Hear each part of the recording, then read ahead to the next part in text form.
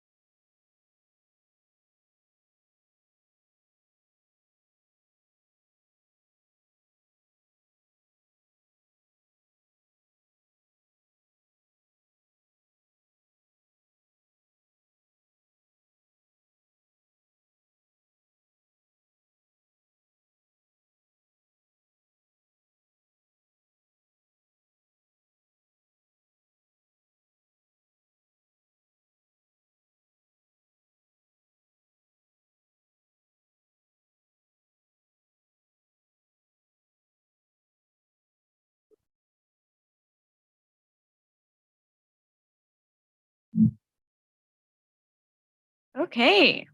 I would like to welcome everybody to the June 22nd regular scheduled city council meeting. Thank you for showing up early. We realize it's a little bit different than what we've been doing this year, but there's a lot on the agenda. So we want to make sure we can get it all in and everybody can be heard. That being said, closer to about 6 o'clock, we will take a little recess depending on how the agenda's at. I'm not sure what item we'll actually be at, but we'll just kind of see how that goes so everybody can stretch their legs and get a little break. May we have a roll call? Councilmember Brooks. Here. Councilmember Clark. Here. Councilmember Peterson. Here. Vice Mayor Brown. Here. And Mayor Kaiser. Here. Would you all join in the Pledge of Allegiance?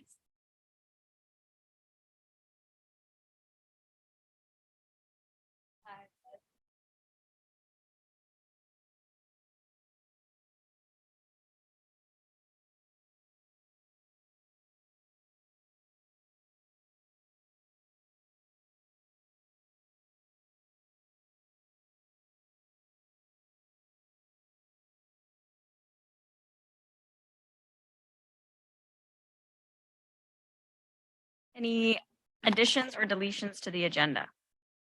Thank you, Madam Mayor. We do have one proposed change to the agenda this evening. At the request of the applicant, staff is proposing to move item 7A, which is the Capitola Bar and Grill Entertainment Permit Appeal, from the first item to the last item on the agenda. Great, thank you. And any additional materials?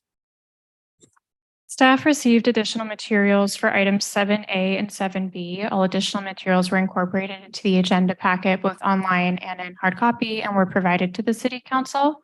For item 7A, staff received 12 emails, which were provided to the public and City Council. In addition, there were also 20 additional materials for the previously scheduled appeal, which were included with this agenda packet. For item 7B, there were 3 additional materials received. Great, thank you. We'll move on to oral communications. This is for members of the public. If you wish to speak on any of the consent items or any other items that are not listed in our agenda this evening, you will have 3 minutes to speak, and our clerk will be helping us keep our time.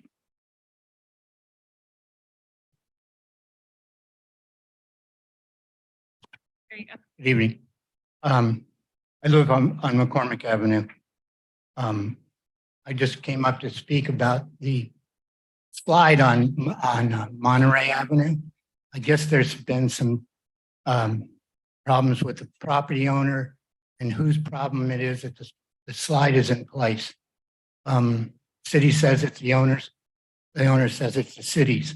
But the big issue is 3/4 of the bike lane is covered. And if a kid gets out there or somebody gets injured, somebody's going to sue somebody, and I know it will include the city.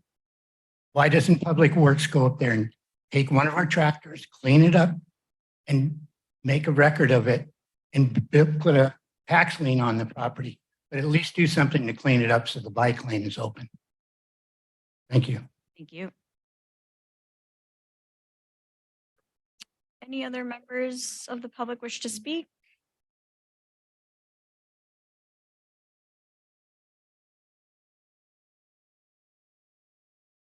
Hi, my name is Goran Klapic. I walked today by McDonald's on 41st Avenue, and there was a sofa, a piece of furniture put out on a parking lot in the back of Capitola Diner. And I've been seeing this piece of furniture since 2 or 3 days, and I've been calling in to Public Works to remove it because it's not safe. Somebody can drive into it, or somebody can stumble upon it or injure himself or herself. Thank you very much for listening. Have a nice day. Goodbye. Thank you.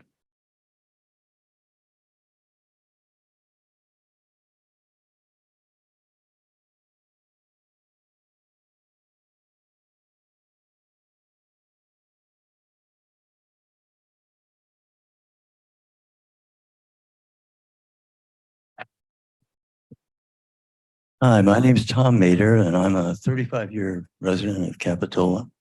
And I'd like to say a few words of appreciation to a former resident of Capitola who passed away earlier this month. Does the name Tony Gualtieri ring a bell with any of you? You raise your hand. We all raising your hand? Tony passed away. He was retired here, in 1991 and moved near our home on Depot Hill. The late 1980s and early 90s featured a wide variety of quasi-ethical activities on the part of certain city council members and staff department heads. Tony, like my wife and I, were troubled by these unseemly abuses of public trust, and he campaigned for council, aided by my wife, who carried our then baby daughter around in a backpack going door to door. He won and served 2 terms, including a stint as mayor. Early in this first term, the council colleagues and certain city staff became enamored with a development proposal for a monster box store on Bay Avenue between Woodworm and the freeway. I formed and financed a community group called Save the Habitat to oppose this ill-conceived project on a large swath of riparian habitat adjacent to Soquel Creek. We expressed our opposition at several commission and city council meetings, but at the penultimate council meeting, where more than 70 people spoke in opposition to the development, we lost, with Tony being the only sole dissenting council member. We then sued the city and developer and initially won our case in local court. The developer appealed with the city to Superior Court in San Jose. As the months dragged on, Tony convinced his civil council colleagues to drop their support. And in the end, we won, and the judges ordered the developer to pay our legal costs plus 6% to recognize the public service of our nature of our lawsuit. The total financial remuneration to Save the Habitat was over $100,000. And we threw a pretty super party with Tony. Now, the point here is that Tony ushered in a new era of higher integrity on the council and with the city staff, including term limits for council members and serving as an inspiration for council and staff. Number 2, the majority of land adjacent to Soquel Creek on both sides from Perry Park to the freeway is now preserved as a conservation easement forever. No development. So thank you for your time. And to Tony, thank you for your wisdom, leadership, So sorry. and most have gentle another and speaker. inspiring demeanor. Aloha. Thank you. Thank you.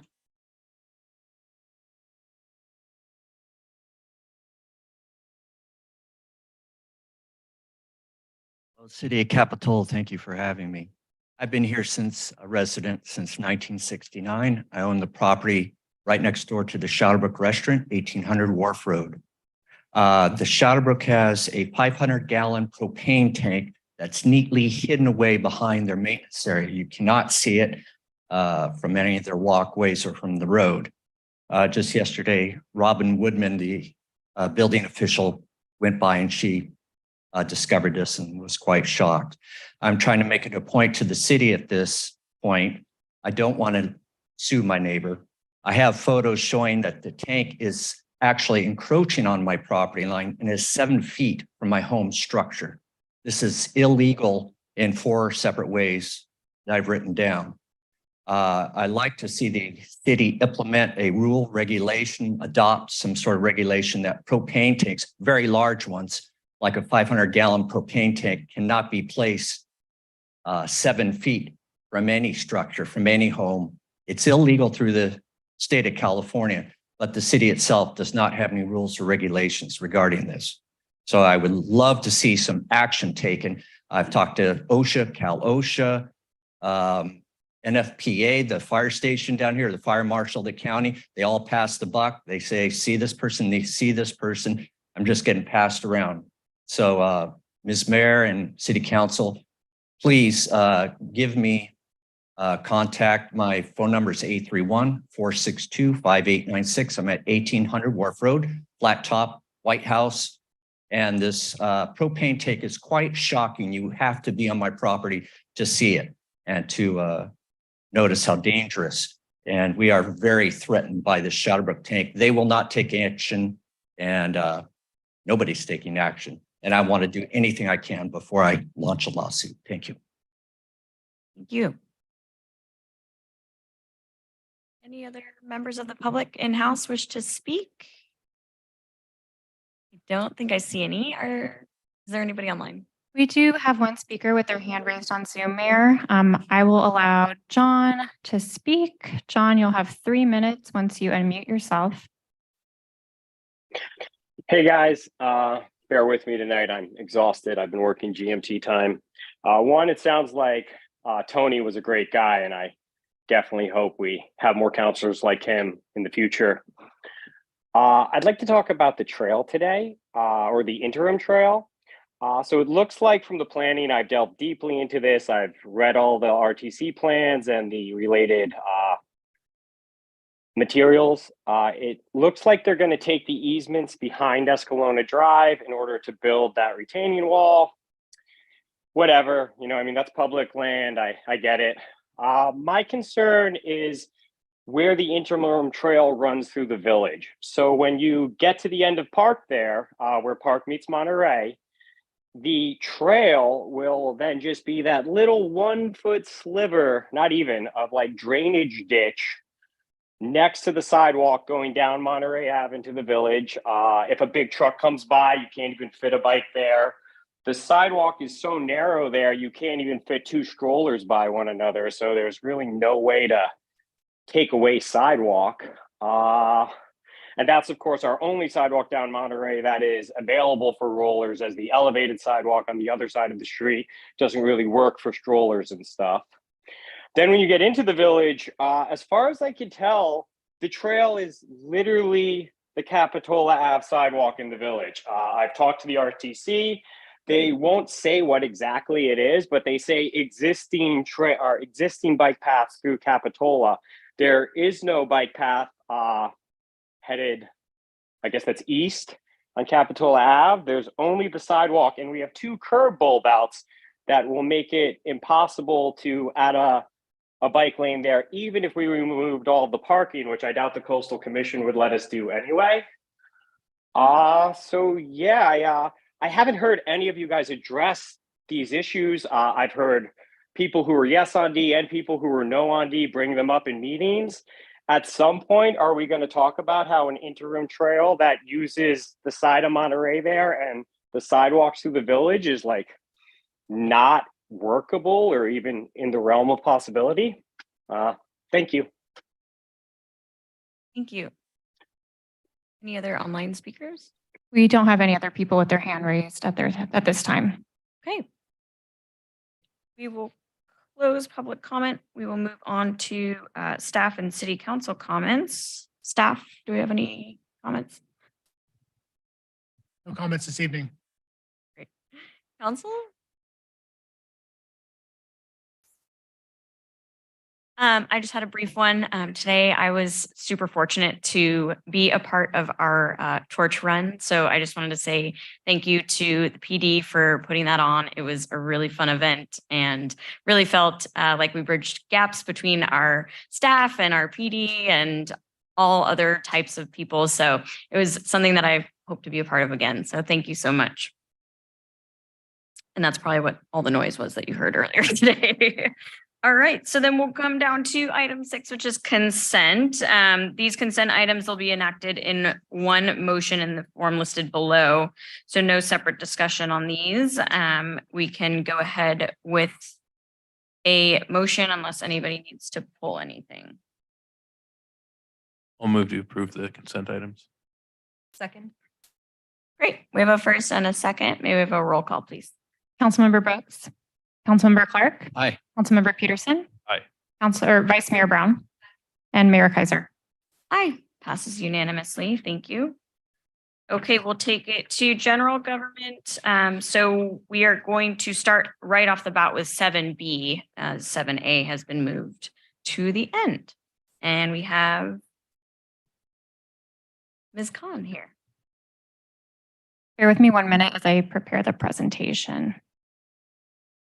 This is the Grand Avenue pathway item, FYI.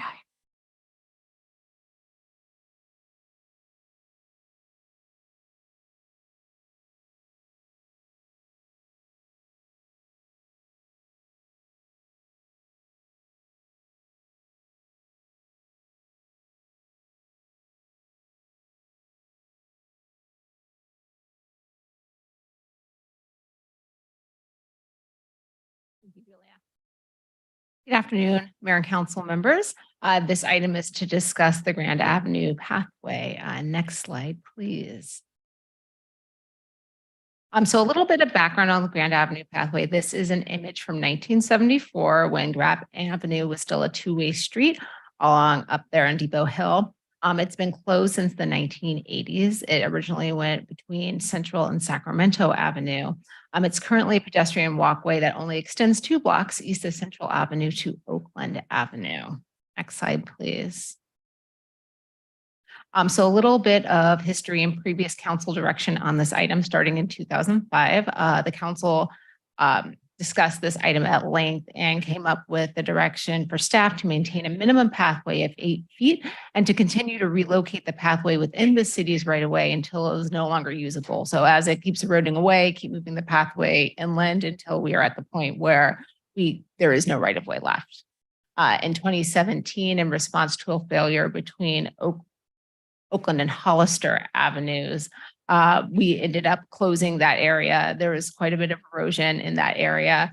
Also during that discussion, there was a formation of an ad hoc Depot Hill Bluff group to explore the alternatives for maintaining the pathway across the whole pathway.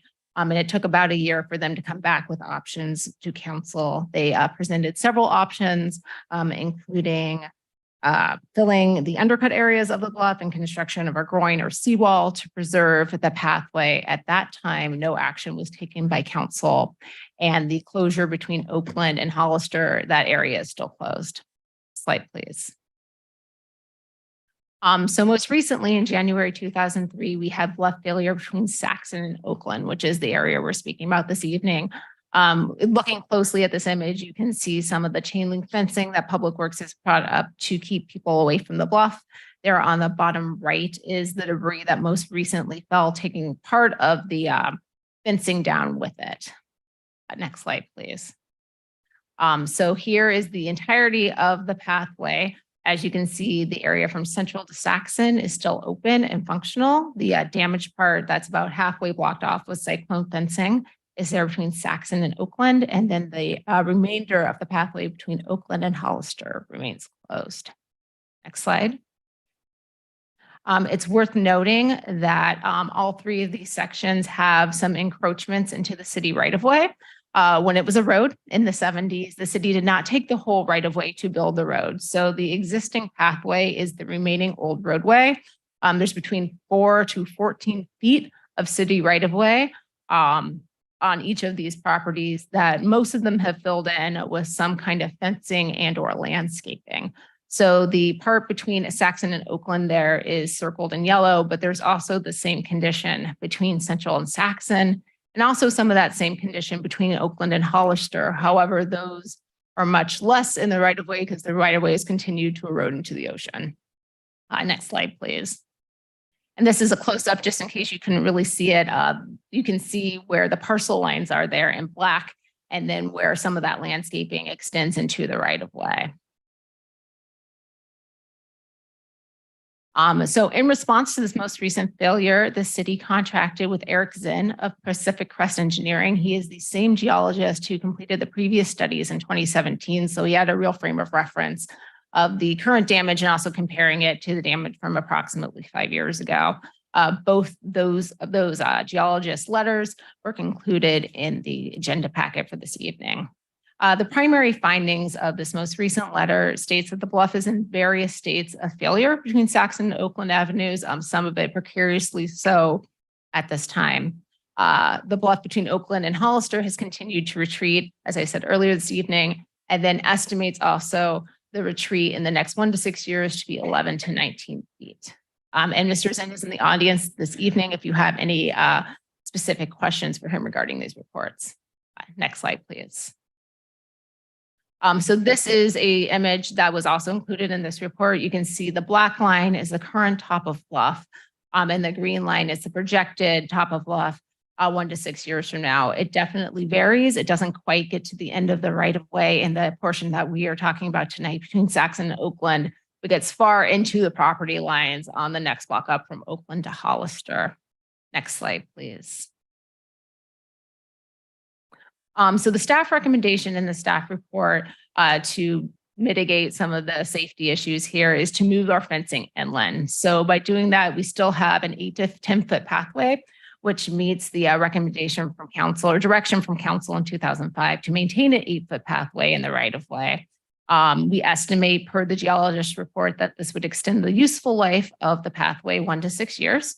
We would not recommend removing private encroachments, but it does not rule out us removing these private encroachments at a later date if and when or if the bluff continues to erode. Next slide, please. Other options would be to pursue removing the encroachments.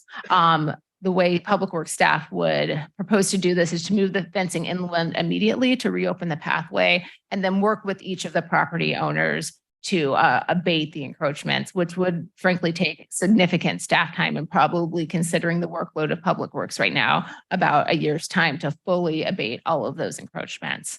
It would result into a 12 to 14-foot pathway and would extend the life likely beyond the 1 to 6 years estimated for the staff recommendation alternative 1.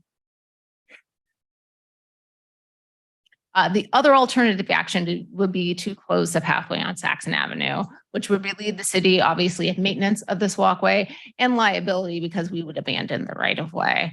This would require a coastal development permit, which would be appealable by the public or the Coastal Commission.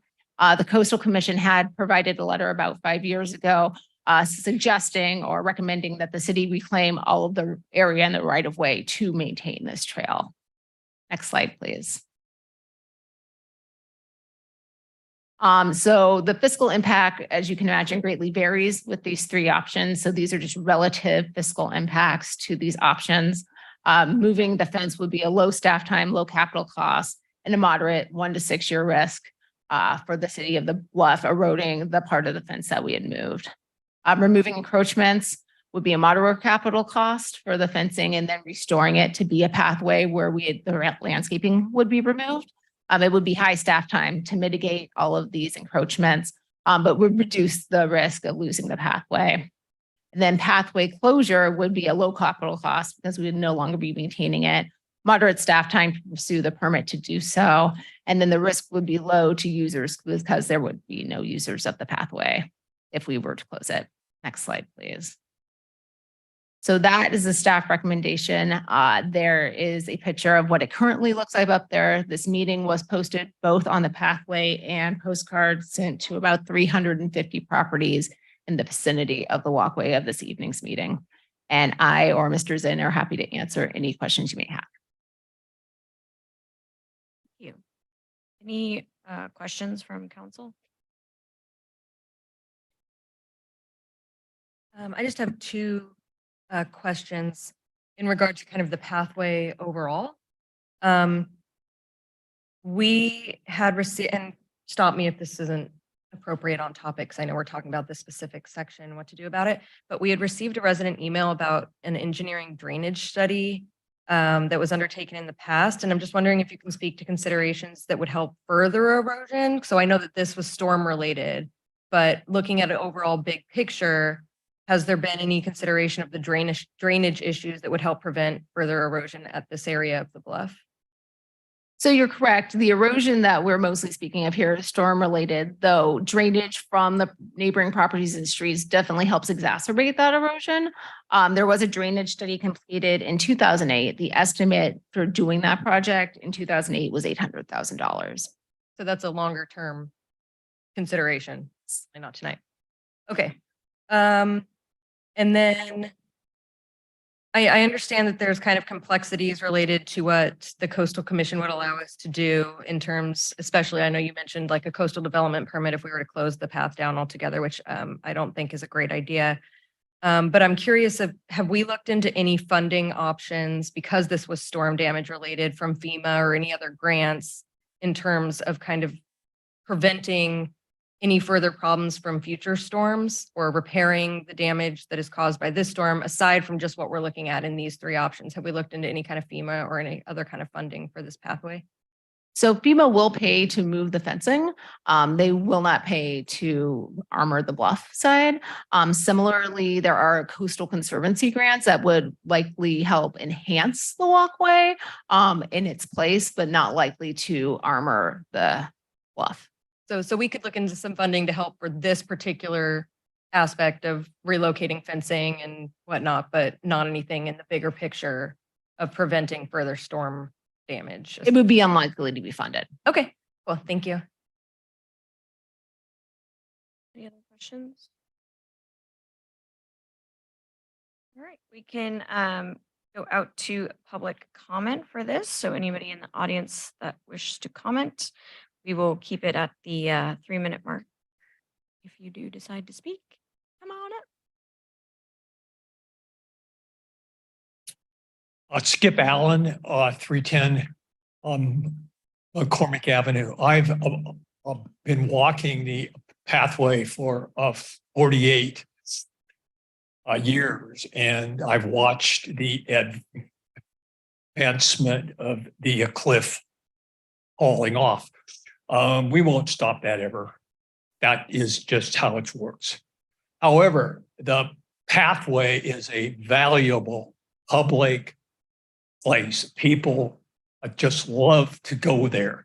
The current fencing there is obscene. It's 7 feet high and it's chain link, and kids climb around either end of it. That has to go, please. Also, I'm wondering what will happen if the new fence is located 8 feet from the landscaping, and then there's another all in, and the path is narrowed or becomes impassable. When will the encroachments be removed? We've already lost Hollister to Oakland because the encroachments weren't removed. They were more permanent in structure, and it was expensive. But I would ask that the council take seriously at the encroachments. When can they be removed? Because they are in the pathway now. And when the pathway fails, their encroachments will block the pathway. Thank you. Thank you. Any other members in house wish to speak?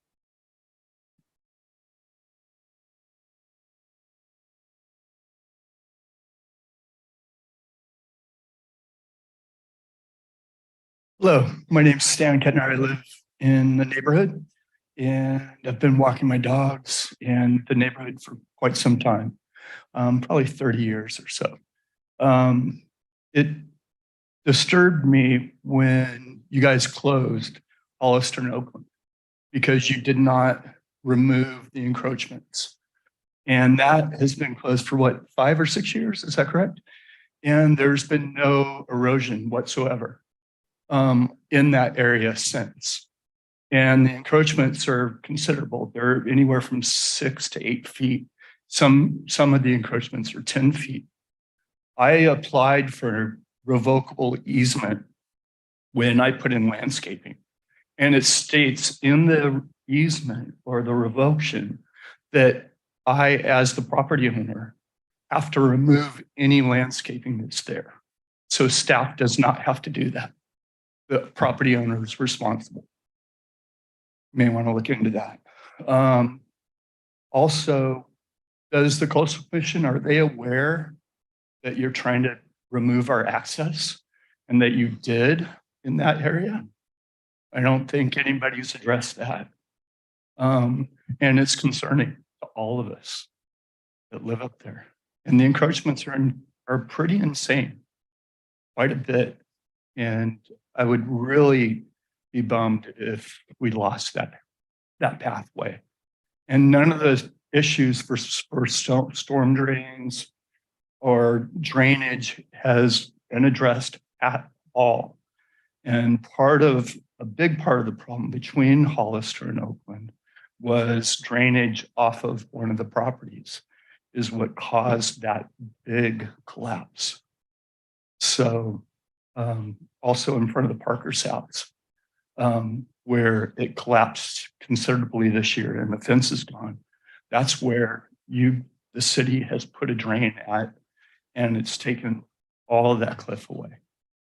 So that's all I have to say. Thank you. Thank you.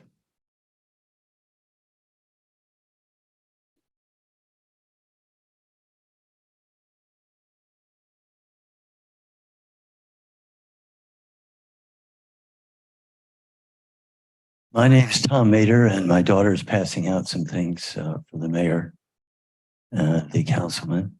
I'm here to partially approve of option 1, which is essentially to only move 45 feet of the fence rather than the whole thing. If you look back to the picture, there's just an area maybe 45 feet wide where there's been the cliff has given way, and I'm proposing that the wooden fence be brought back as is proposed now to where it is, except 2 more 15-foot sections go up from either side, so that just one spot. And the thing that struck me is if you try and observe the view looking over on the back here of the statement, you can't see a significant amount of wildlife, much less you can't see any surfing, not even Bombura on a big day from if you're back there behind that chain link fence. So I'm suggesting just some of it gets moved back temporarily. I'd also echo Stan's comment, the previous speaker, that this chain link fence is an embarrassing eyesore to residents, to visitors alike. And I'd like to see it taken out of there right after the 4th of July, gone. And quickly, pieces that are left, that would be 5 15-foot sections, are still retained at the area. 3 of them go across the 45-foot distance. And if you look on the back, those are where the red lines are. So that we would just fence off that temporarily and still allow public viewing in the other area. I don't have much time left. I want to make a couple other comments. Item number 5. I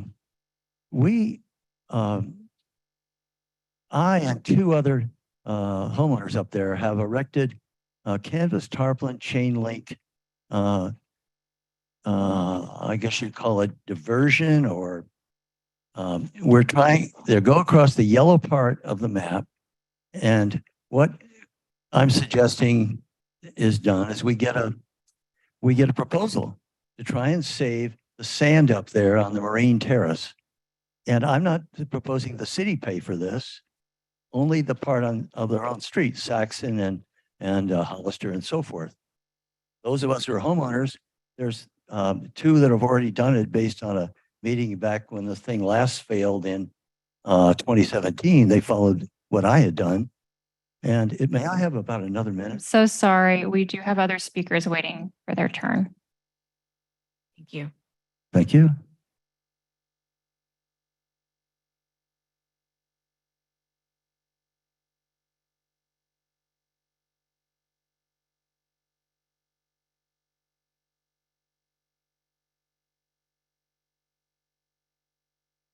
Good afternoon, TJ Welch from Depot Hill. Just real quick, actually, I'd like to give a minute to Tom to finish up. I just want to say a couple things about this. Really disappointed. One, we never did follow through with the initial part of the Depot Hill bluff erosion, and we've left it there in disarray, had homeless there for a while, so on. Goes on with Esplanade Park, same thing down there, one of our nicest parks in the city. The city has never followed through and taken care of keeping that park open. The area that we're talking about now, I would support option one, and I think we should be able to get the, I would hope we'd have to get the state to support us on the coastal bluff to do some armoring there since they want to keep it open. They were pretty adamant about public access, even on public property up there on Depot Hill. So I support option one, and Stan and Tom would be happy to give a minute of my time left to Tom. Thanks.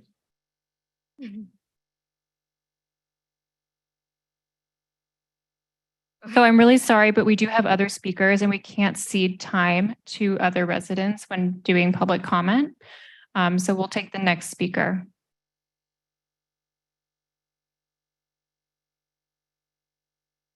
Anybody else in-house wish to speak?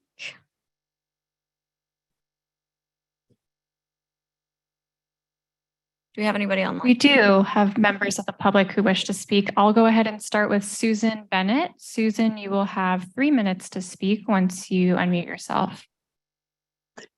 Hello, my name is Susan Gibbs Bennett, and we have shared property for over 100 years on Depot Hill. It is on Grand and Saxon. We definitely would like to see the chain link fence be removed in a timely manner, and we would like to know when that can happen. But we'd also like to see interpretive signs put up to talk about the plant life, the animal life, the sea life, and any other interpretive signs that we can for the public to enjoy the area. We'd like to see the wooden fence be moved back into a nice position so that everybody could be safe, but also could be enjoy the beauty of the area. And I would like to thank all the council member and everyone for this time. Thank you very much. Great, thank you. The next speaker, John, you'll have 3 minutes to speak once you unmute yourself. Hey guys, I'm a resident of Capitola and I live on Depot Hill. So I assume we're not going to take our public land back, even though long term that is the solution that will come to pass. I'm more concerned about how we're going to use this path when we rebuild it. The Coastal Commission will never let us close this, so that's a dream. So central to Saxon is only about 4 to 5 feet wide. At one point, there's even a hedge there that makes it about 3 feet wide in actual progress. And then you get Saxon to Oakland. Right now, if we build the fence where the chain link fence is, you have most of that area is going to be about 8 feet wide. The two-way multi-use bike pedestrian trail recommendation from both the federal government and the state of California is 12-foot recommended. You guys might remember this from some of the interim trail hearings. And 10-foot minimum. So we don't actually meet the minimum for a multi-use bike pedestrian trail between Saxon and Oakland. Between Central and Saxon, we don't actually meet the minimum for a two-way pedestrian trail. That's a 6-foot minimum to have a two-way pedestrian trail.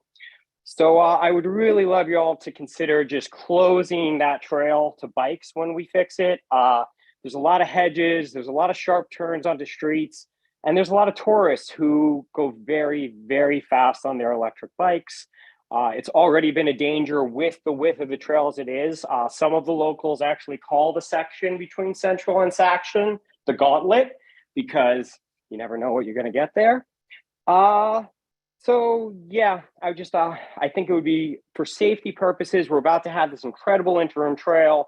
There's no reason to keep that path open to bikes when we know it doesn't meet any of the federal or state standards for safety as far as width. Thank you. That is the last person with their hand raised on Zoom. Okay, great. So I will take it back to council. Do you have any follow-up questions or comments?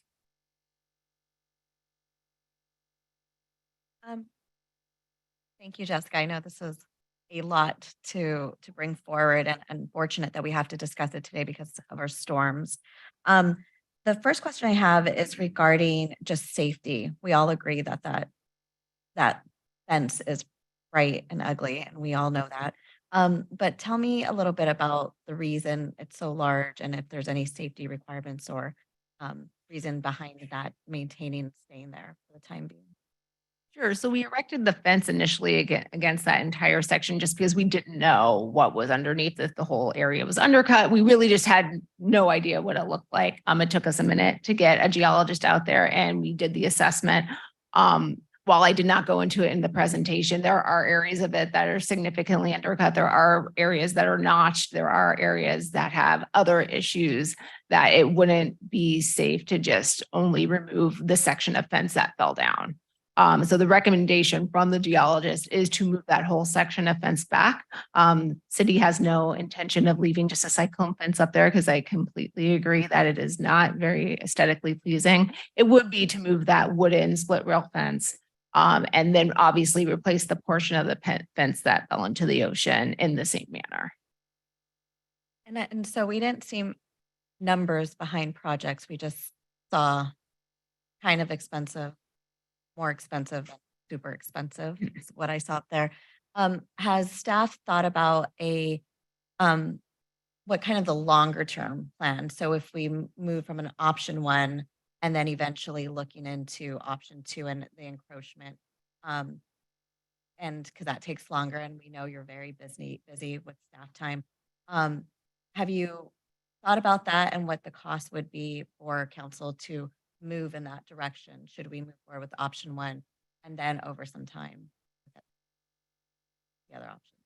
I just want to know what the financial burdens are for the city. Sure. So to move the fencing, that is covered by FEMA. So we would have a reimbursable rate, I think, of 6.25% of probably less than $100,000. I would say that's a very high end of moving a fence. As one of the speakers mentioned, the encroachments, the removal of the landscaping and any fencing that they have would be on that resident to remove whatever encroachment they had.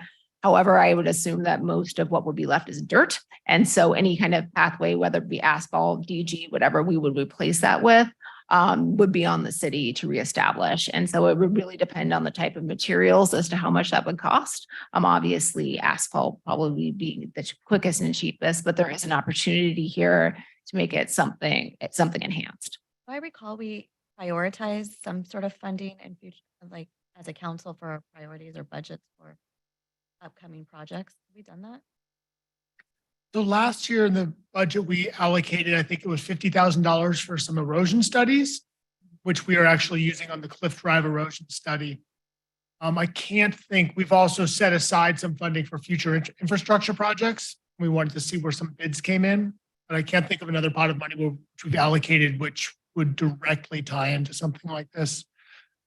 One point I will make is that option 1 and 2 realistically can be done in sequence. Like we can proceed with option 1 now. It doesn't preclude us moving forward with option 2. In fact, we could move forward with option 2 a year from now if we wanted to start in that direction. So I think it really is good to think about option 1 as kind of the first step, get the path open, get the chain link fence out of there. Let's, restore access. And if the council wants to then devote more resources and try to get the encroachments off, we can do that, whether we start in 12 months, 24 months, 36 months. Right. Well, for just conversation's sake, I would think that option 1 would be the best to begin with, and then looking at bringing this back at some point for option 2 to talk about how much funds we can, bring forward to it. There were 2 other comments about federal funding, and we actually went for federal funding for some of the erosion project, and we actually brought FEMA out here already to analyze that. And then there was a comment about from a speaker, Susan, on signage, and I just wanted to comment that I'm working on it with NOAA. So just that's being addressed. Those are just my comments for now. Thank you. Thank you. Yeah, I'd comment. I almost think it would be nice to see like a 1.5 if we, like the city manager said, start with 1 and then work towards number 2. I think that would be the best way to go. Yeah, I had a question about one of the speakers was talking about like a tarp type of system to make the bluff last longer. Can you speak on that as an option, or is that something that would be very expensive or has been considered to extend the life of the path? So I know that there are definitely private residences up, especially between Oakland, Acton, where the path is completely closed, that has put up that type of erosion control.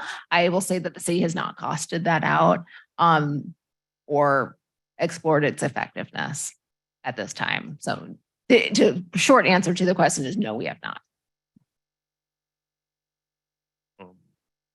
Yeah, I would encourage, looking into that a little bit anyways, and also totally agree with everything the council has said so far, but I would state that I'd prefer if we started looking into option 2 sooner rather than later. So it doesn't, we don't address the encroachment at the time that it is already a problem, and we start on that, sooner. Yeah, I was just gonna say, I agree that option 1 is probably the way to go now to get things moving. And maybe option 2, we could look at mid-year budget, which is what, March, usually when we do that? Would that be an appropriate time to look at option 2 during our mid-year budget discussions, when we start looking at what the money we still have and all that good stuff? Councilmember Brown, I think you've worked with me for a long time and you predicted exactly what I was thinking. Yes, that's the next time we start looking at kind of what our financial situation is, where the staff bandwidth is, and what kind of projects the council wants to proceed. So next February is a great opportunity there. So that's like 8 months-ish from now, 7 months from now. How long is it going to take for us to accomplish option 1 if we start? So when would we start trying to get option 1 underway if we were to vote for that tonight, and how long would that take? So FEMA was out here yesterday, actually, looking at the fence. So it is on their books, which is a good thing. Once that it's recorded with FEMA, we're allowed to move forward with it. We would need to bid that project and then get a contractor out here. I will say that we just finished bidding multiple other projects that you all approved the funding for earlier in this meeting. So those are in line ahead of this project. But I would say a fall would be a time that we could have that fencing moved. So fall, so the bidding process, for those who aren't a part of government bidding processes, right? It usually takes a couple weeks for us to even put the bid to ask for people to give us bids, right? And then it needs to be open for 30 days legally. And so we're looking at least 2 months until we could even find out what the numbers are that people are bidding to us, correct? So that brings us to at least August-ish, September. So that is fall. So that's based on the legal requirements of how we would need to bid this project, correct? Correct. And since it's a federal project, it's very important to meet all of those because for us to be reimbursed. Okay, that makes sense. Okay, so then if that were to start, September-ish fall, and then we could go into mid-year budget reviews to consider removing the encroachment. But before then, the fence would have already been moved back. So we would have accomplished number 1 and we would be heading, or option 1, and we would be heading into option 2. If that's what the council votes tonight.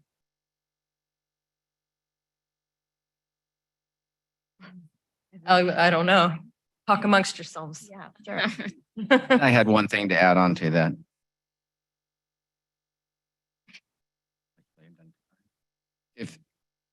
If we could also at one point sooner than later remove some of the chain link fencing, because where the slide is a lot smaller portion than the whole length of the chain link fence. So if we could at least limit it to a small portion.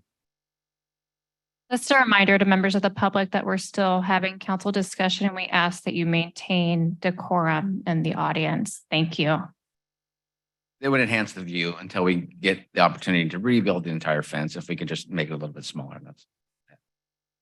So we can reassess with the geologist about what part is most risk. I will say it is more than just the area of the fence that failed in the bluff that is not stable. So it is not just isolated to the part of the fence that is missing. But perhaps it is not the whole stretch of fence where we have the cyclone fencing.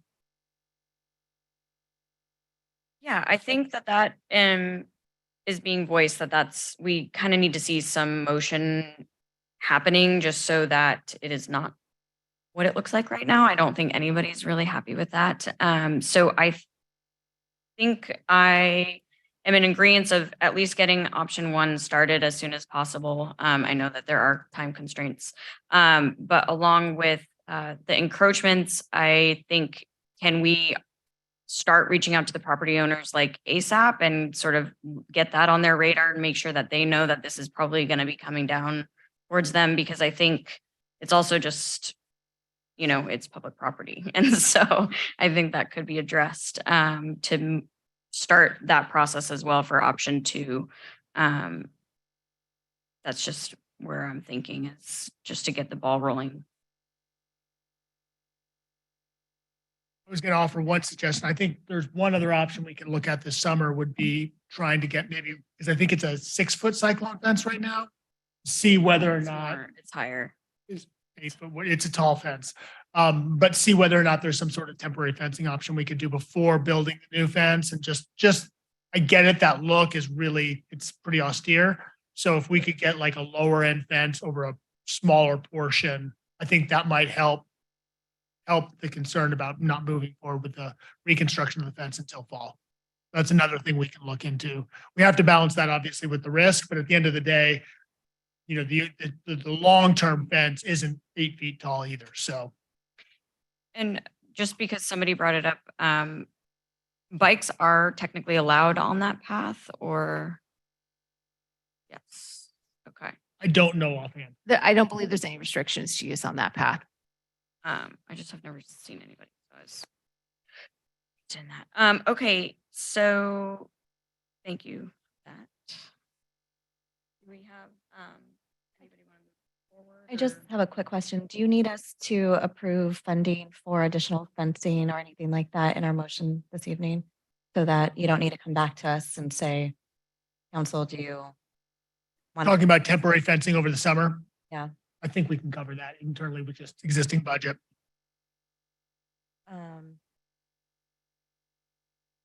Want to make sure we have.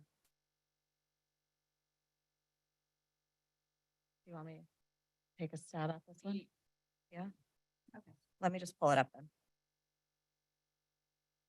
We have the options.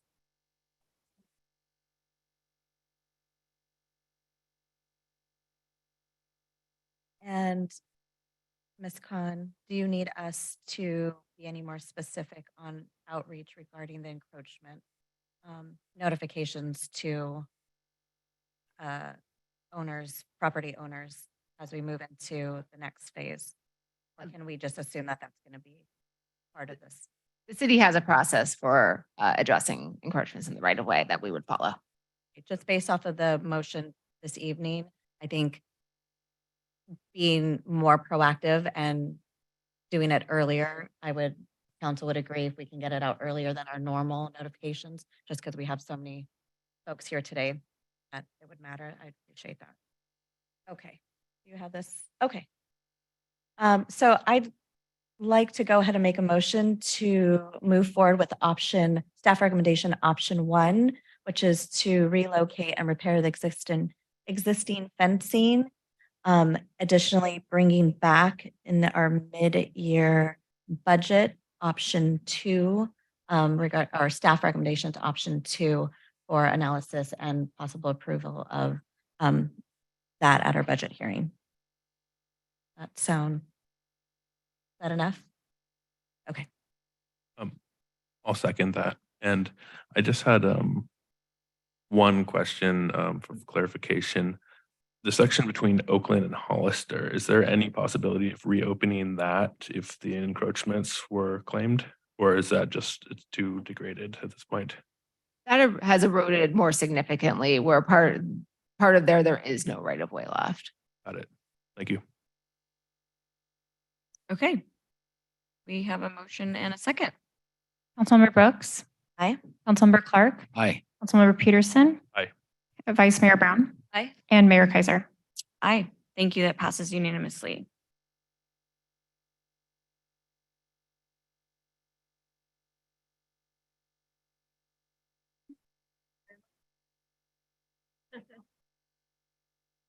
I'll let the crowd dissipate for a moment.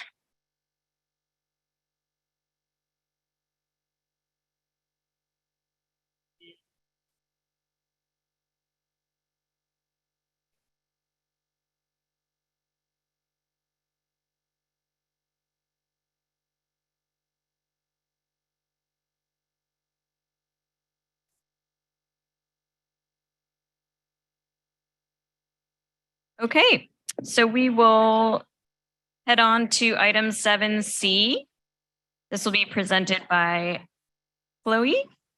This is the plaque memorials installed on Capitola Wharf. Thank you, Mayor. You don't mind, can I wait just a second? Go for it. Yes, I just wanted to start it up. Tie down. Okay. And thank you for our city clerk running through the presentation. Thank you, Mayor Kaiser and council. We'll be speaking about the memorial plaques that are currently on Capitola Wharf. And you may recall this issue was brought to your attention earlier this year, kind of in conjunction with the storm damage. So a few reminders. Memorials have been installed on the wharf for decades.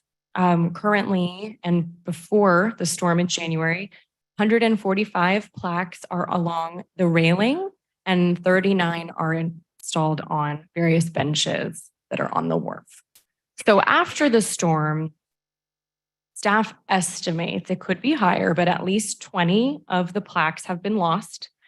And we're very excited that our Wharf Resiliency Project is starting off this coming fall. So thank you to our Public Works Director for making that happen.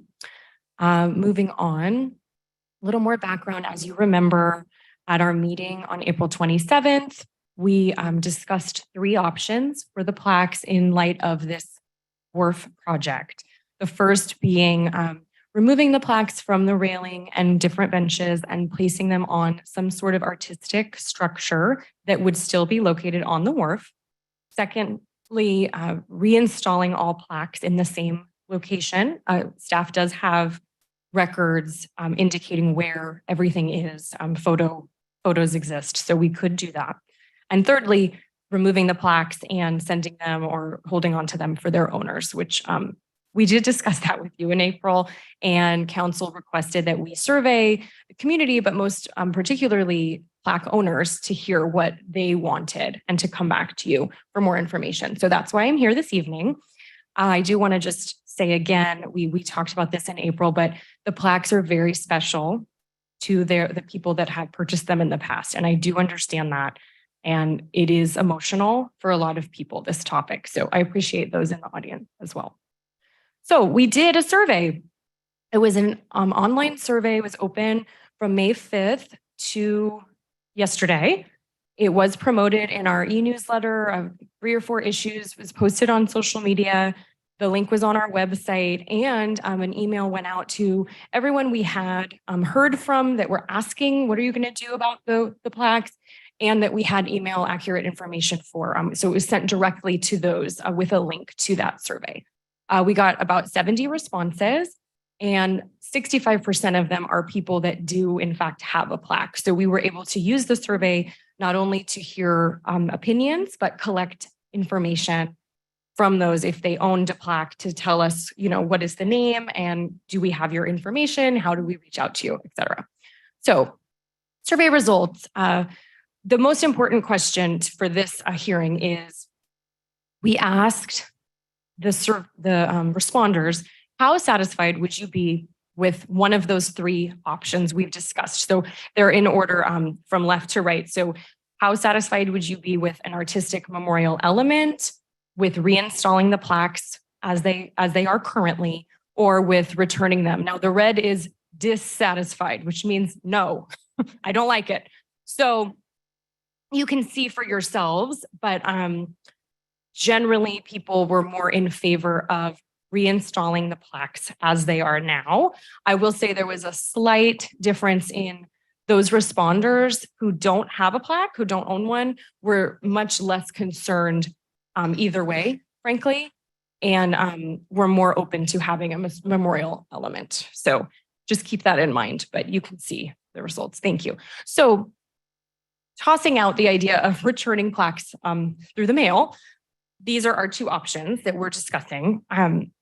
So for an artistic element, that would be included in our Capitola Wharf Enhancement Project, which you're aware of. A community group is helping the city with that project to beautify the wharf once it is structurally sound and reopened. So this would just go into that kind of scope of work. estimating costs of everything would be around $30,000. More details to that would come if it is something that you want us to pursue. And council would have approval over what that element is, as you will for all the elements, in the Capitola Wharf Enhancement Project. So second option, to reinstall all the plaques along the railing and on benches as they are now. That would be included in our Capitola Wharf Resiliency and Public Access Project. That was included in the bids or what we asked people to bid for that project. And the estimation there is about $22,000. That includes the installation costs as part of the project and also purchasing replacement plaques, which would happen under both plans. We would replace the plaques that have been lost. Again, we have records of what those were and what the names were, and then those would be incorporated. So with that in mind, there are, of course, future costs and the time to think about for staff to maintain the plaques. We talked about this a little bit more in April, but just remember the wharf is wood and the plaques are bronze, and it's not a match made in heaven per se. So that's just something to consider. And we do recommend if under option 2 to reinstall, think about a time frame perhaps to establish over the plaques once they're put back. How long do you want staff to be guaranteed maintaining those plaques? This would be a slight precedent to just next, if and when there were more damage to the wharf, that we would just kind of do this over and over again. That makes sense. So that all being said, I'm here for questions. The recommendation, I think, is just please tell me, tell staff which option are you most interested in, and I can answer any question. Thank you so much. Thanks, Chloe. Any questions? Can we submit to FEMA or insurance the 22,000, Jamie? Or since it had to do with storm damage and staff time? Maybe get. Well, I think the technical answer is conceivably we could. However, the issue is that this is a little bit wonky. We ended up not taking any FEMA assistance for the wharf because we were just using our insurance coverage. So because we had these two different types of assistance we would get, both our property insurance and the FEMA money, having both sources of funding on one project, we were afraid was going to kind of mess it up. So that had been our goal, was just to take the insurance money on the wharf.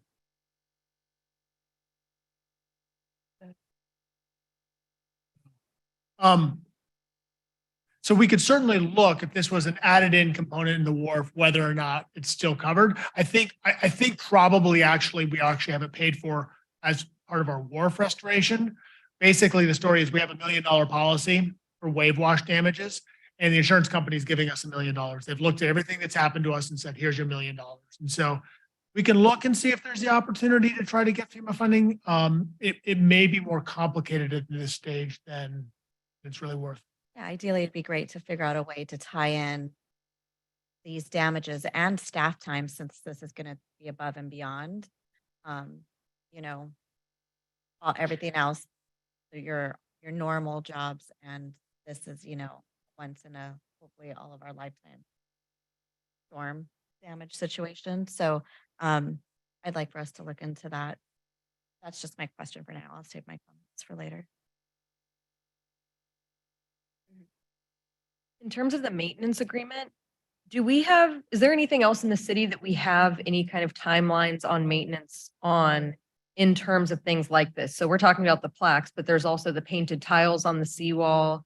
I don't know if we know about like the chamber and the bricks that are in the walkway. Do you know if there's any kind of agreements with those that we could use as examples as we consider for what the future maintenance agreements might be on our new plaque situation? That's a really good question. Yeah, that's a great point. I could look into that. Off the top of my head, I don't know about the painted tiles. The one situation where I know we do have a naming agreement is in the Capitola Library. And with that, we actually entered into agreements with the Capitola Branch Library and with some of the major donors about exactly how long their donation was going to be up on the wall at the Capitola Library. And I think it was 25 or 30 years, my recollection. But that was just the major donors, right? Not like. About my brick. Yeah, I was gonna say, what about my brick? Yeah, the bricks, no. No. The bricks, there's no specific agreement. I'm almost 100% sure that in the tiles on the Esplanade, that there's no specific understanding about how long they were going to be up. So I don't think there's anything other than those naming agreements for the major donors in the library. And then in addition, the room donors, we have a separate agreement between the city and the library system that says they get to stay there. I think it's 10 years or the life of the room, whichever's shorter. Yeah, I'm thinking for the library, it's less likely that the room's just gonna like fall down. I was thinking more things that are like, elements, sensitive to the elements that we might have agreements to, or agreements for, like the bricks. Okay, yeah, that was my only question. The only point I would make is in the library, they do, libraries are big public buildings and they get reconfigured and remodeled and rooms moved around. And so it does become an issue relatively sooner than you think, not because of weathering, but because of simply like the building needs to be updated sooner than you might think.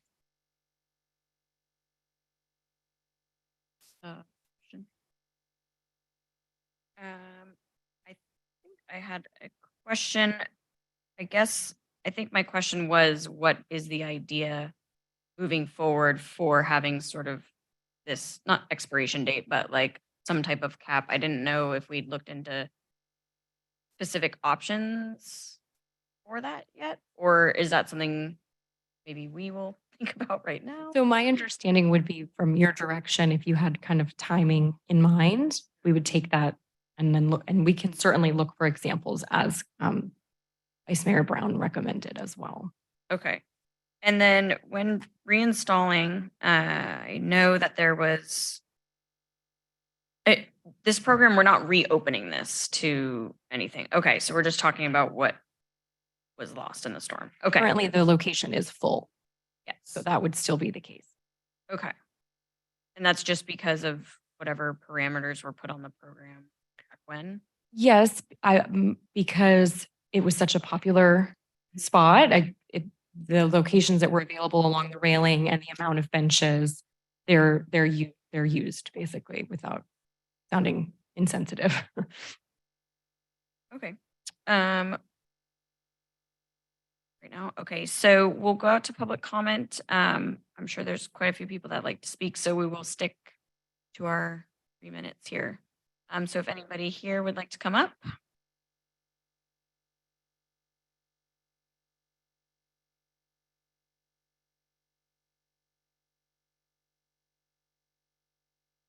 Scary. Hi, my name is Caroline Hoagland, and I've lived in Capitola since 1995. My husband and I had a bench with 2 plaques, one that represented his family and one that represented my family. My bench is gone. I know that because I hired a drone to go out and take pictures of all the existing benches. For me, my mother's buried in Michigan, my father's buried in Napa, and my sister's buried in Colma. I can visit all 3 in one spot at one time. My husband's parents are both buried in Ohio. Their children's names, my husband, his sister, and 2 brothers were named on that plaque, your loving children. On that plaque, 3 of those people have already been passed away, one of which was my husband's. That bench with his name on it and that plaque would mean the world to me to go sit there.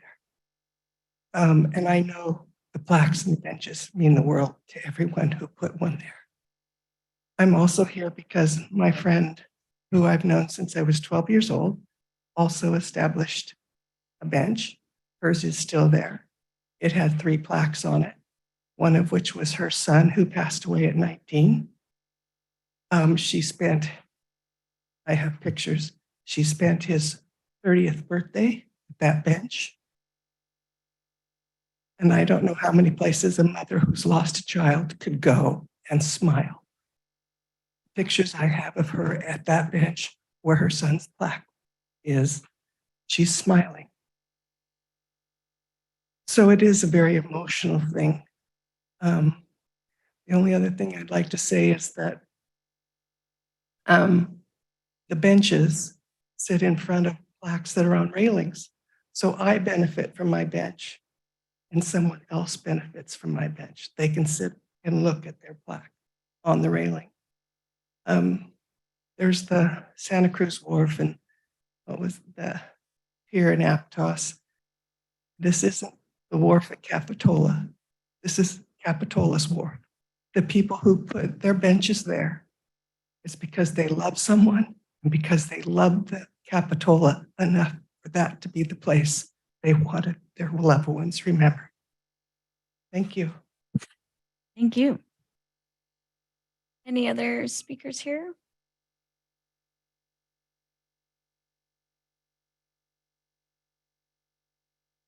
Hi, my name is Linda Davis. I live in Capitola, and my grandmother's plaque was on part of the wharf that was lost. She lived here in Capitola with my mom and myself, and I can't tell you how many times we went out there.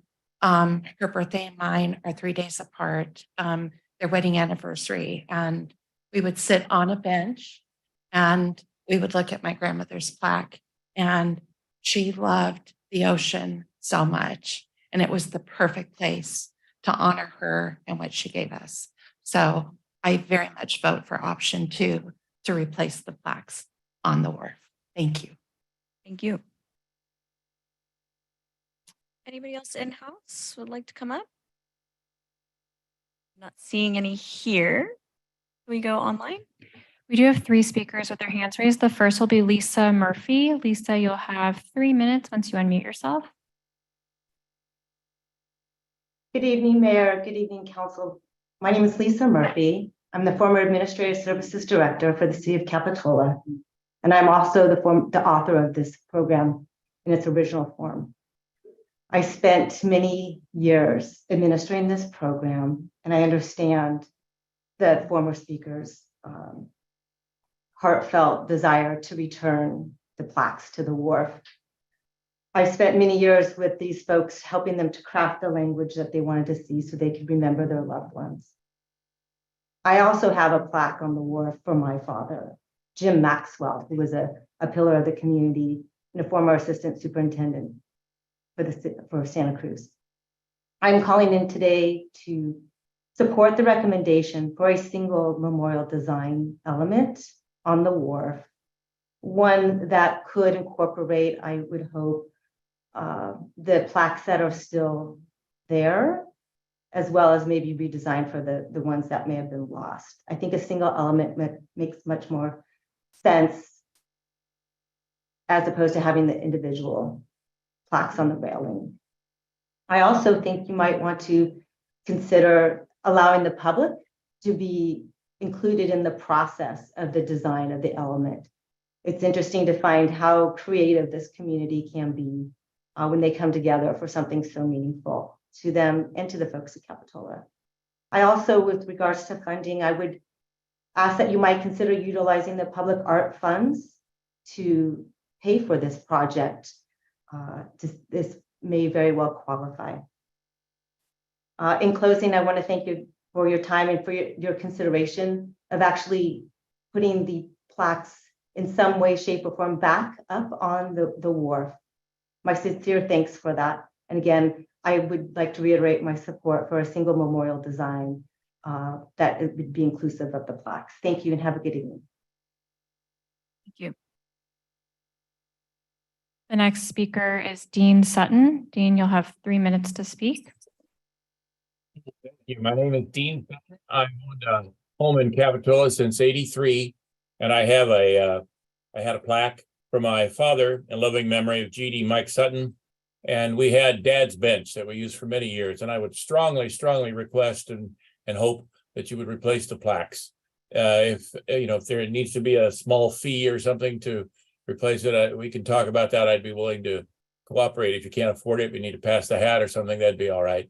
But it sure is important, you know, my family, my mother, after my dad died, we'd go sit on dad's bench for a long time and read the paper and look at the sea. It'd be very nice, please, to replace the plaques. Thank you.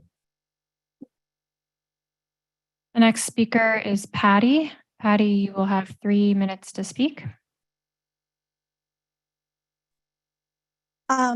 Thank you. And really appreciate all your time and sensitivity to us family members. My husband is here with me. We have a plaque for our daughter and granddaughter. Our daughter died in childbirth, and it's a very sentimental plaque for us. My husband's family also co-owns one of the Venetian court units.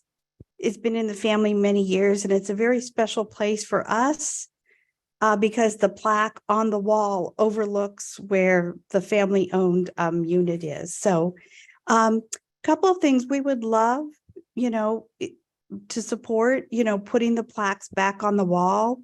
It's a very special place for our family to go. We also suspect, but are not sure, that our daughter and granddaughter's plaque was one of the ones that was lost in the storm. It was approximately in the section that appears to be gone. And we're just wondering if there is yet an inventory list. Do we know, does the council know which plaques were lost in the storm? Those are my questions. So again, thank you all for your support and sensitivity. We'd love to see the plaques reinstalled, and we're just wondering, and I'll go ahead and you can remute me after this. I was just curious if it's known which plaques were lost. Thank you. We can review questions at the end of comments. The next speaker is Steph Christman. Steph, you will have 3 minutes to speak. Hi there. I think it's really clear based on everybody's commentary that the plaques need to be returned to their original places. These are super sentimental to family members and an amazing place to go to remember those of ours who have passed. But I did see a bullet point under that option that they would expire. And I think if you guys are considering an expiration date on these plaques, there should be some considerations put into place for that. If this is the decision that you take, the city of San Francisco reaches out to the contact that is connected to the plaque a couple years before expiration date, even though I think it's pretty cold-blooded to put an expiration date on people's grieving. But if there is some kind of an expiration put on these plaques, I think there should be some considerations put into place before that being an option.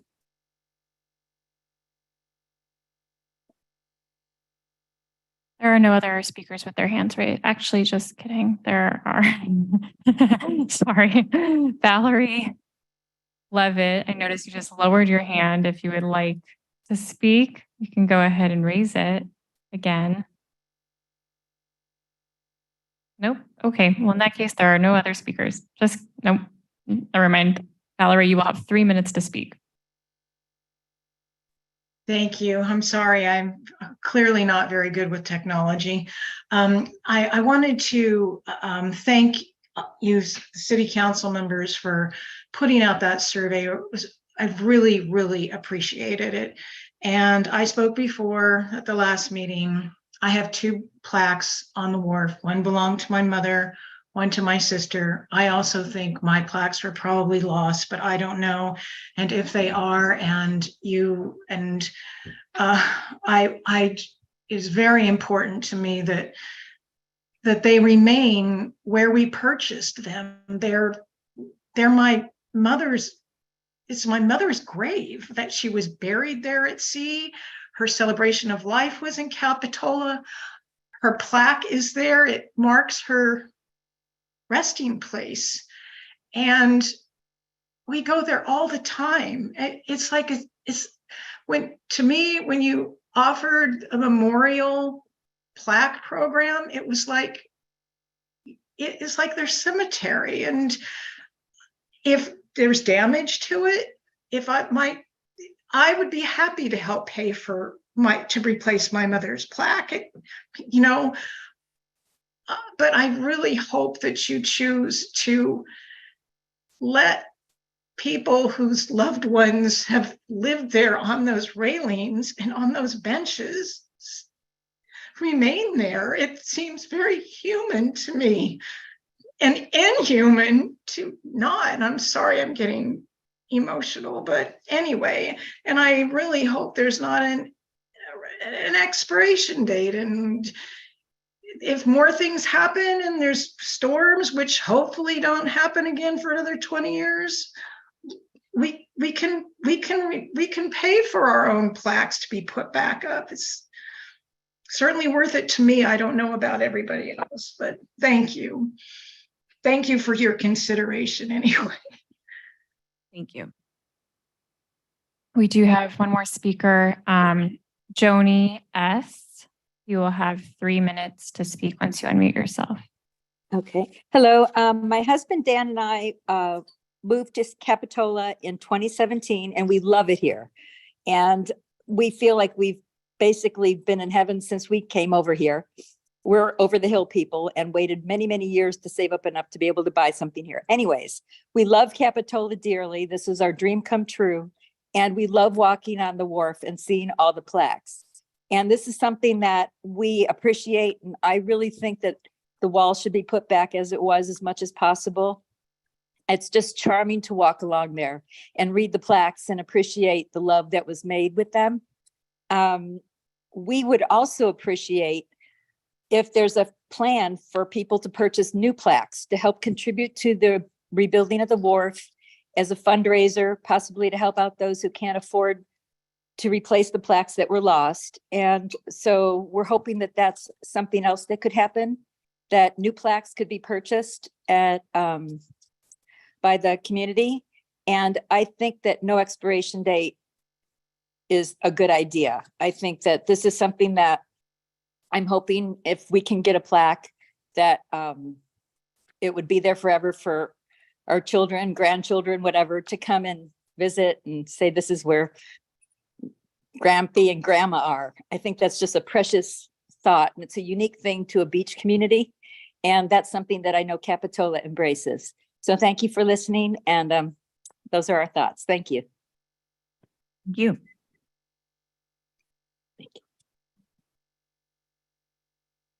So we cannot accept public comment from people who have already spoken. So if you've already commented on this item, we cannot accommodate double commentary.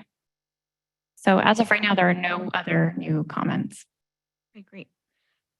Coming back, I think I just wanted to clarify on the term expiration date. I think that that's not really the direction that we were going. It would be more along the lines of either a catastrophic event or something like that, where May I? Yes. So certainly was not my intention, and I apologize, to imply that we would yank the plaques off after a certain amount of time. So not an expiration date. We were recommending rather after a certain set amount of time, if something were to then occur, the city isn't guaranteeing everything will be immediately replaced. So that was more along the lines. I hope that addresses your question. Yes, just to clarify. And then I think there was a question about whether or not we know the inventory. And then along with that, has there been any discussion about funding from the people who wish to keep the plaques? So I can answer part of that at least. The wharf is inaccessible at this time. So staff is estimating based on visuals of where the wharf is torn in two, basically what may have been lost in that area. It's also possible that when we're removing plaques to rebuild the wharf, things may be damaged. We just don't know. So we don't have a list of everything that is missing. However, what we do have is an index and pictures of everything that was on the wharf before the storm in anticipation of this long planned wharf resiliency project. So we'll be able to rectify that with what we find on the wharf once it becomes accessible and safe for staff. So that I hope that answers the member of the public's question. And regarding funding, that was included in the estimation of what the cost would be. The city was anticipating buying replacement plaques under that option. Okay, I'm wondering if there are members with their plaques that would like to repurchase, perhaps, if that would offset some of the cost and then allow us to sort of look into both sort of options, replacing the ones that may have been lost, and then also, you know, if there's other people coming into this that want to be a part of, if we do a wall or something like that. That maybe a mouthful, but or not the direction we're going in, but it's a thought. Yeah, comment, please. So I think it's a great idea. I'm glad we did the survey. Thank you for doing that. Absolutely. It makes sense that folks want their, that looks very fancy up there. Do we need to fix that? Shall we wait? So I'm certain that our broadcaster is working on it as we speak in the back room. So the SoCal Creek Law. I can't fix it, so I apologize. Are we just still on? We're still live though. Okay.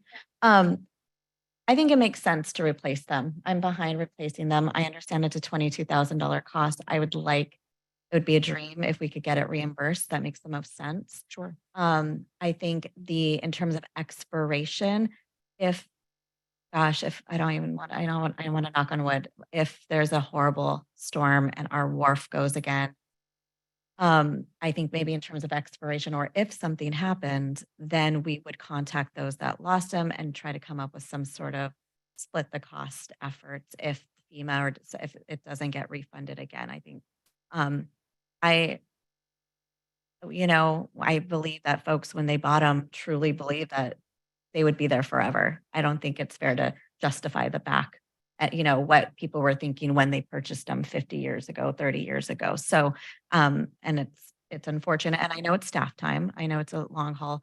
In regards to timeline, we are looking at the project being completed in about a year. So if by the end of next year, we have those up again, that seems reasonable. If project takes longer, that's just what happens.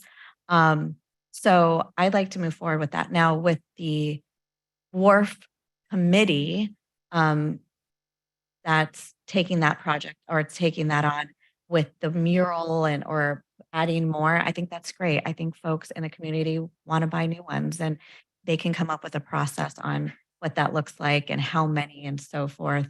I believe in the survey, some folks said that they rather have it there. So maybe giving priority, if we can let the committee know that those folks have priority at no cost to them to replace them there.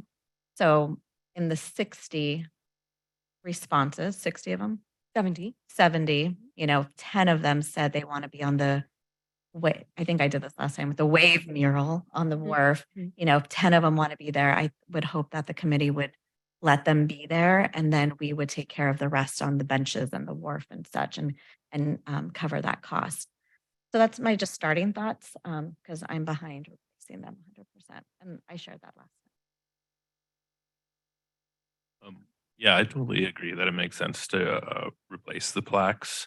But I was thinking that, given that it was my understanding that in the original agreement, the language was that the plaques would be there for the life of the plaque, which to me kind of implies, probably not the plaque itself. And I'm not saying for this time, but if we move forward, I think it would make sense to put them back, and under the understanding that the wood is going to rot, the wharf isn't going to be there for all time, probably not as long as the bronze plaques, and that the cost to replace the plaques should be passed on to the individual who chooses and wants to maintain the plaque rather than the city funds. So my 2 cents, I think it would make sense that if people, care about maintaining them for the next 1,000 years, that it doesn't fall on public funds.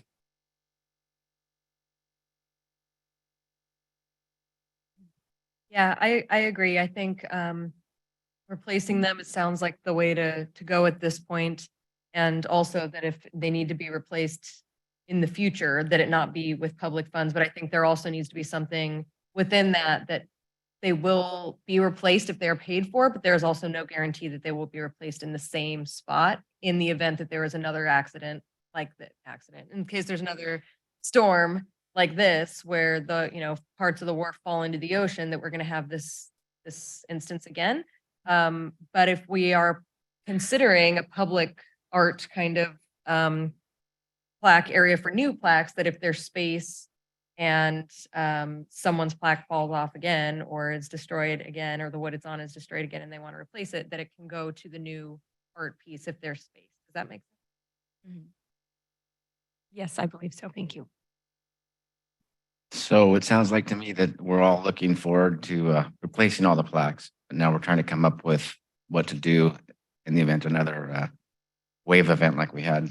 And your thought was to charge people then at that time to replace them, or it makes sense to me. I'm just looking at better than putting a cap on it and saying that we're going to take them off in 25 years. We could say, if something happens again, in order to get the plaques put up, then the owners of the plaque will have to pay for it. I think that's fair. Yeah, I mean, I think this is the kind of conversation that staff was suggesting when we were saying putting some sort of parameters on it, just so that it's really clear. And I'm really hoping that no one at this table is going to be dealing with this again when this is our opportunity to deal with it. But I think if this is the direction the council is going, what I was hearing from a couple council members was the notion that we're going back this time, but in the future, should the wharf require rebuilding, it would have to repay.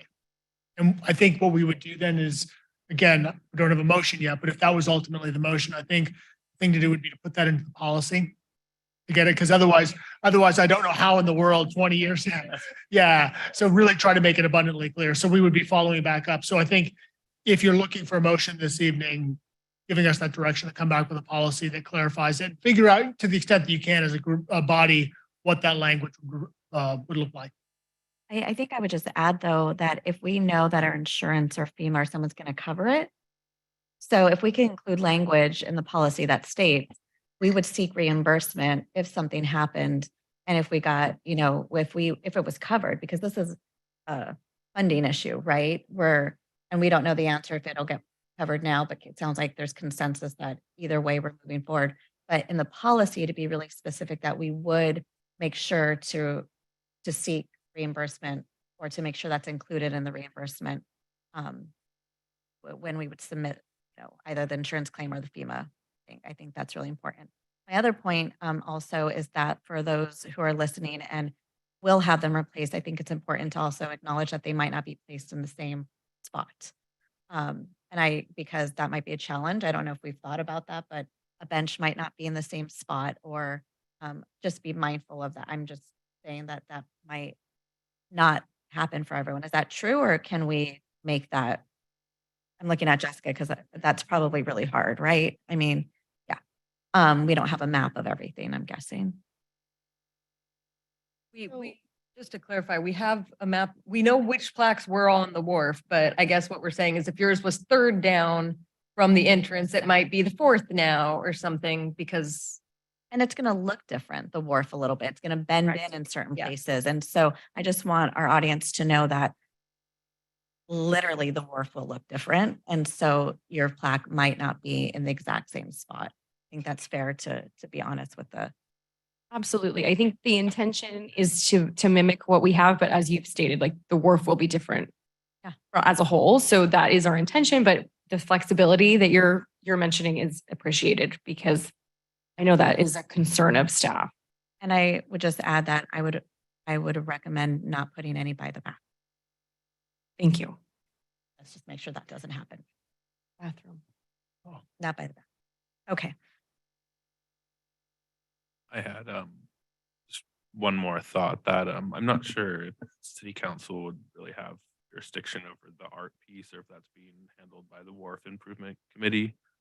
No. Yeah, but either way, I think it would be a good idea to include this, same language or similar language and think about these issues for the potential art piece with plaques. And now that we know that, it's something that needs to be thought about before it degrades or an accident happens. Great. Okay, so did we have a full motion? No. All right, I will then make a motion. Can we get was there a slide with like language that I can use? I'm looking on the staff report, but.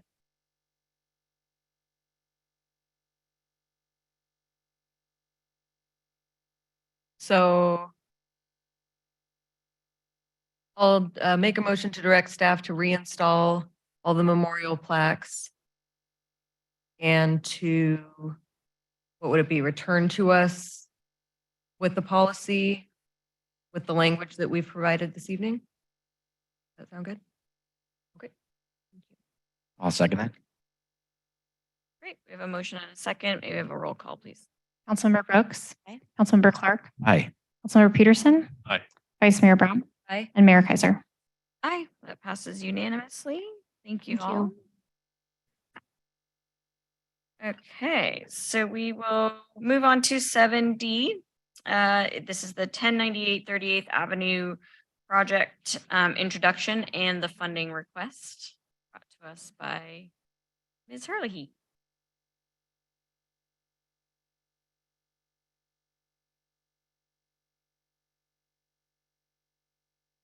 Good evening, Mayor and Council. This evening, I'm going to present 1098 38th Avenue. We'll give you an overview of the project and the funding request. So I have a few slides and then I'll introduce you to the Mid-Penn team. So tonight you'll be hearing from Mid-Penn Housing. They're a regional nonprofit affordable housing developer. They've done a lot of different projects throughout our region, including projects in Watsonville. They have an office in Watsonville locally, Live Oak. They've done projects, Santa Cruz. They'll get into that in their presentation. They're kind of an all-in-one nonprofit in that they'll go through the construction, they'll manage the project, and then I'm sorry, it got cut out of my slide, but provide resources for the people living within their developments. In Mid-Penn purchased this project this March. They're planning on, they'd like to build a 52-unit multifamily housing development. They'll be 100% affordable. And this evening, they're requesting $250,000 for pre-development planning costs. And this slide shows the available funds that we have that are restricted to housing. We were recently awarded our PLHA funding, which comes in from those real estate transactions of $75 every time a real estate transaction happens. Current allowance there is $481,000. We also have housing successor agency funds of approximately $2 million for a loan that was paid off from Castle Mobile Home Estates. And then home funds, we have over $600,000 due to multiple loans being paid off in the last few years. So if there is conceptual support for the project, staff will come back and make a recommendation on which fund would be most appropriate. So with that, I'm going to turn this over to the Mid-Penn team. I think Alyssa Serrano is going to kick it off. And Alyssa, the floor is yours. Thank you. Good afternoon, City Council. My name is Alyssa Serrano, and I'm representing Mid-Penn Housing and really excited to talk to you more about our proposal for this site. Next slide. So Mid-Penn Housing, we are an affordable nonprofit developer. We have properties in 11 counties in the greater Bay Area region. So as far up as Sonoma County and as far south as Monterey County. And this would actually be our first project in Capitola, which is be really exciting. Our mission is to build communities that give residents the opportunity to have safe and long-lasting housing.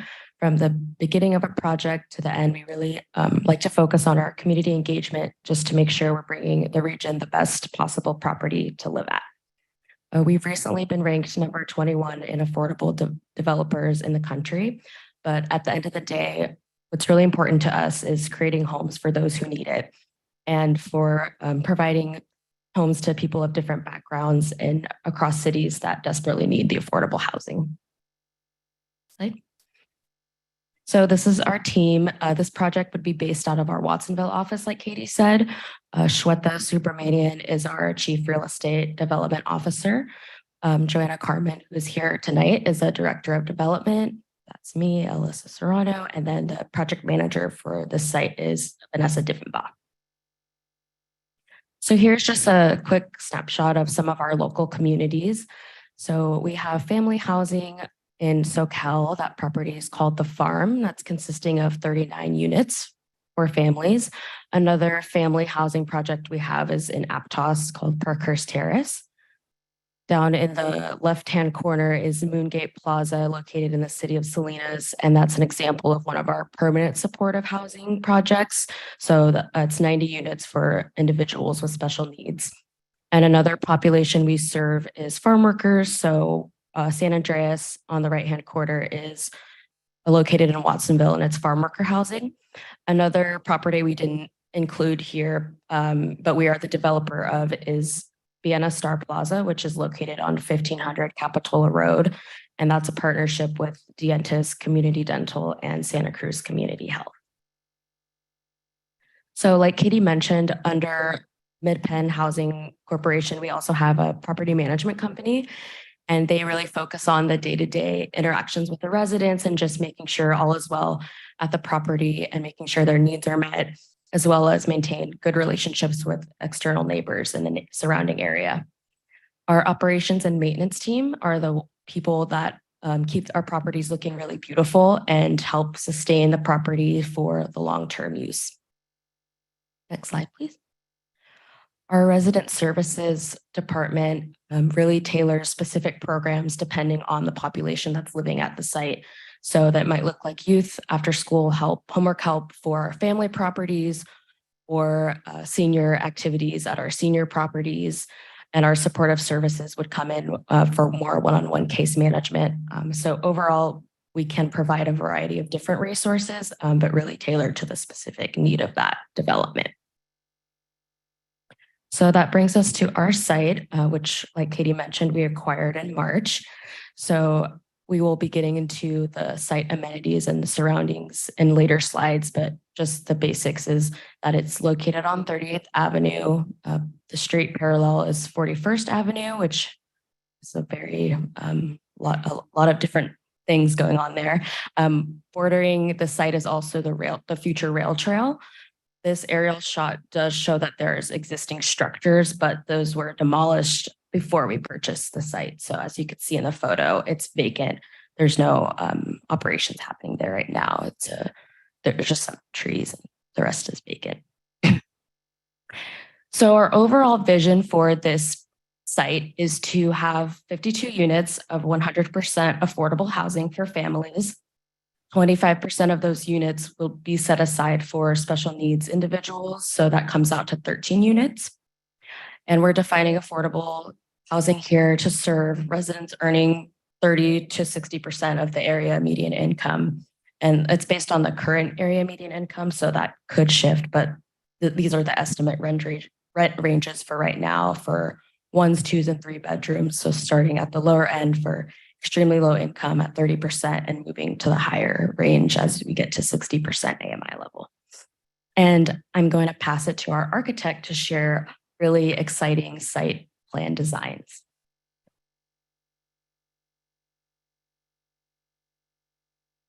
Awesome. Thank you, Katie. Thank you, Alyssa. Council members, thank you for having us here today. We're really excited to share with you more about this project. A little bit about our team. We are Architects Fora. My name is Sarah Vaccaro, principal and architect with the firm. I represent our equitable communities focus. I'm joined by Jessica Goswick here, and then our other 2 team members, Yoshi and Kyle, are likely listening in virtually today. Next slide, please. Site context. Okay, let's see. No, that's perfect. So as Alyssa already walked through, our site is on the kind of lower west side of town in a part of the town's boundary that is surrounded by county land around us. It is an almost 2-acre site. We are currently zoned multifamily residential, medium density. Within the current zoning, we are going to comply with most of the current zoning requirements. So it is currently zoned for 15 dwelling units per acre, and with the state density bonus increase, we'll be increasing that up to 26 dwelling units per acre. So on a 2-acre site, that'll be the 52 units that we've talked about. Our site design will comply with the building coverage maximums as well as the open common space minimums. The current height maximum for the site is 30 feet. We are proposing a mixture of 2-story and 3-story buildings, so we might need to seek a concession to pop up above that 30-foot height limit to properly serve 3 stories. But it would only be about 5 extra feet likely. Next slide. A little bit about the context and character of this 41st Avenue West Capitol area. It's got a lot of wonderful characteristics that we've been admiring and inspiring our design. It's a beautiful blend of commercial and residential, all within a walkable and bikeable distance. The beach town aesthetic comes through in the architecture and the creative artwork and in the bikers that have adapted their bikes to hold surfboards. While many of the residential homes were built in the 70s and the 80s, we are seeing a lot of newer developments of ADUs being added to sites, like often in the rear and often 2-story, as well as some newer, more contemporary homes. Next slide, please. So views around the immediate site. We have 3 mobile home park communities surrounding our site on the south and to the west. And then across the rail trail along the northern portion of our site are mostly single family homes, 1s and 2 stories. And then to the east is the 41st mixed use commercial and residential, or commercial mixed use area. Next slide. And our next slide. Thank you. So MidPen and our team have spent a lot of time developing our project goals. And these will be the parameters that we use to make design decisions, as well as to measure our success of this project. So first and foremost, we are aiming to provide affordable, inclusive family housing that reflects and supports this community. We want to ensure programs, resources, and physical design provide equitable living opportunities for all residents. We'd like to focus our investment where it has the most impact on the health and the living standards for our residents. And we want to integrate thoughtful, multi-use, multi-age outdoor spaces to take advantage of the wonderful Capitola environment. And it's all about the details. We want to feature art, outdoor spaces, color that all emphasizes and reflect the Capitola vibe that is so special. Next slide. So here's our proposed site design. So we are fronting 38th Avenue, on the left. It's a rather narrow street frontage, and then the site is rather deep. It's about 500 feet in depth. So at the street, we are proposing, we're proposing 4 buildings clustered around outdoor spaces, and that's to minimize the size and scale to better reflect the surrounding residential community.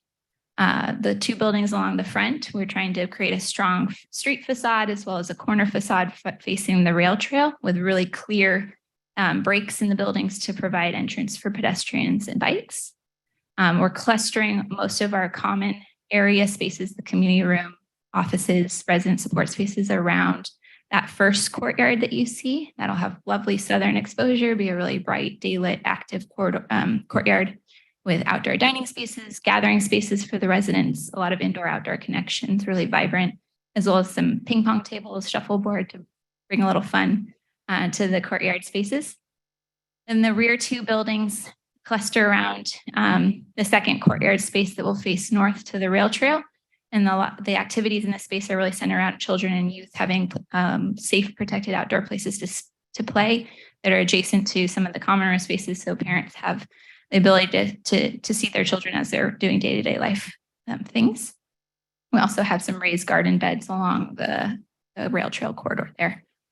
The two rear buildings also create a gateway from the rear parking area. We are providing most of the parking for the site in the rear setback, and that's to provide as many parking spaces as possible to serve the residents. We'll have a driveway access road along the southern edge of the site, and that will have some planted buffers, as well as just the width of the road to provide a buffer between our buildings and the mobile home park to the south. We are proposing 52 units, as we talked about. The majority of them will be 2 bedrooms and 3 bedrooms, over 50%, or 50%, I should say. And then the rest will be 1 bedrooms with a couple of studios.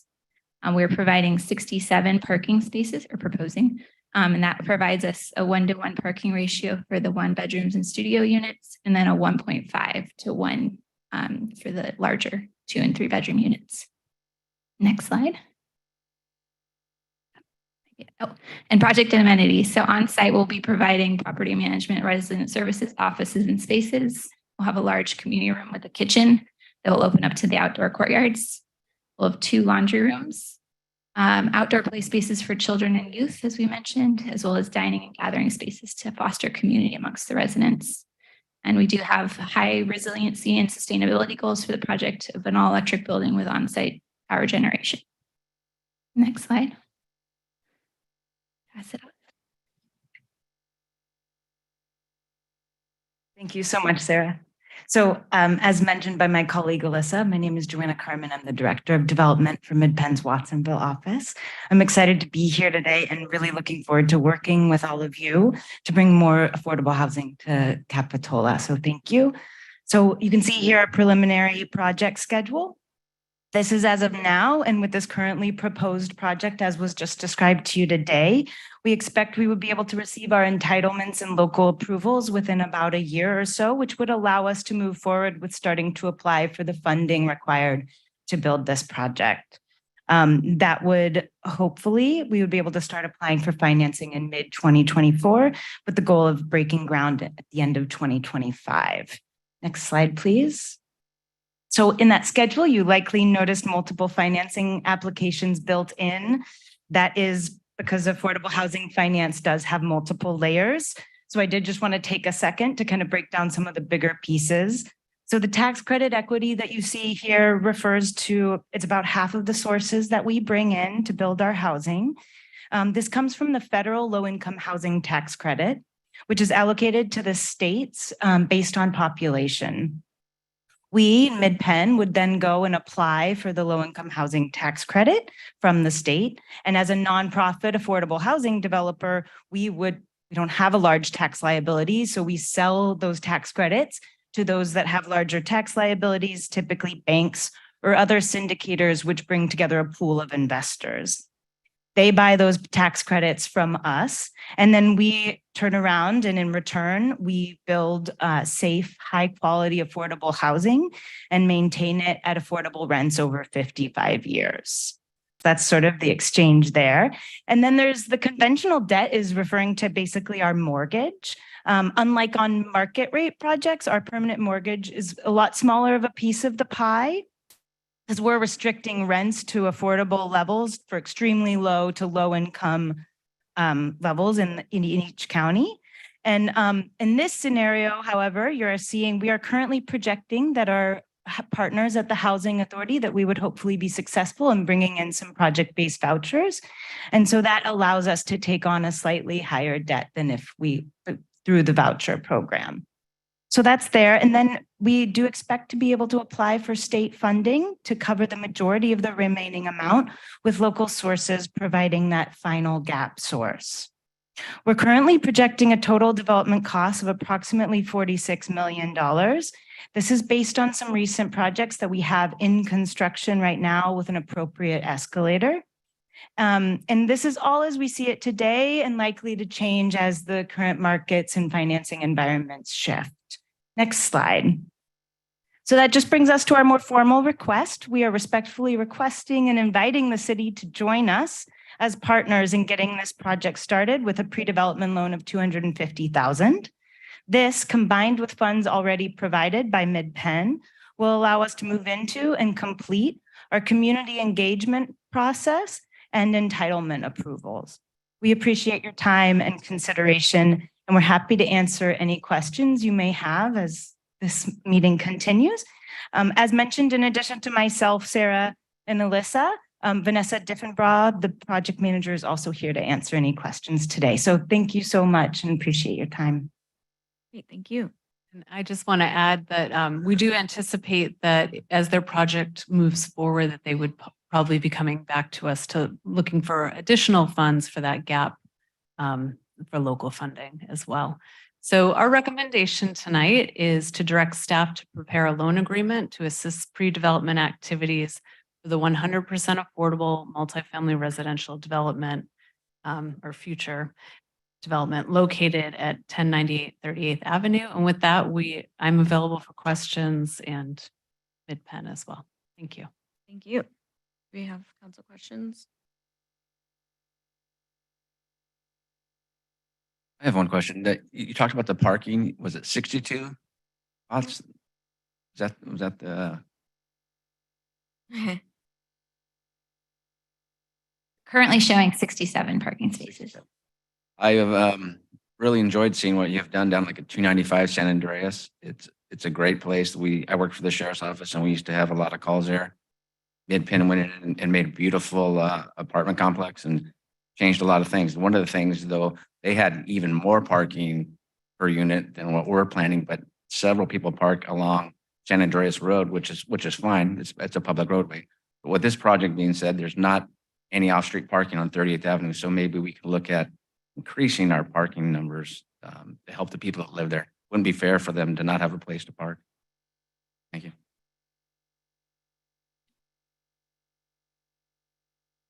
Okay, no other questions. We can go out to public comments. If there's anybody in person that would like to speak.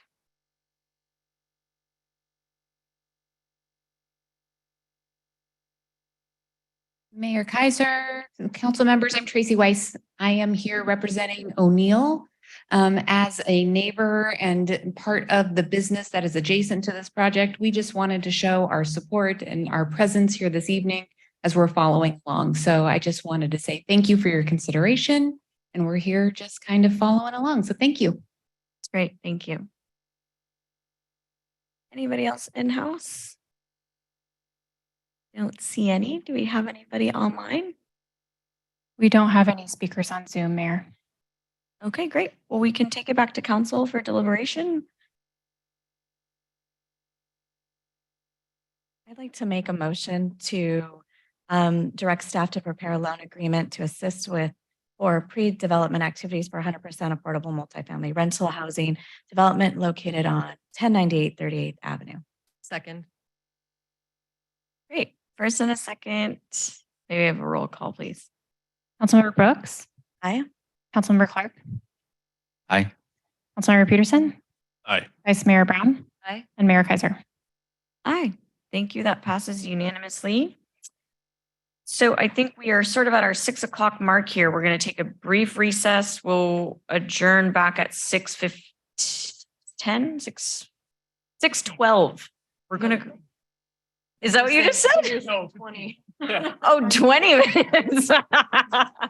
Cool. Let's go with 6:20 then. Grab a drink, a snack, stretch your legs, use the restroom, and we'll be back.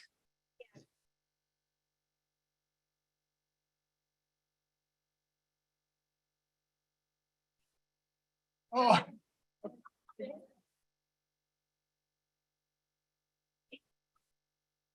Sorry. Yeah.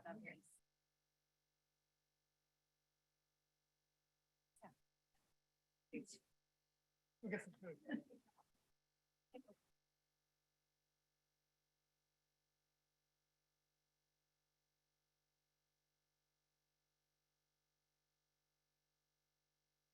Had an ear infection. I'm probably going to get pretty good here in a minute.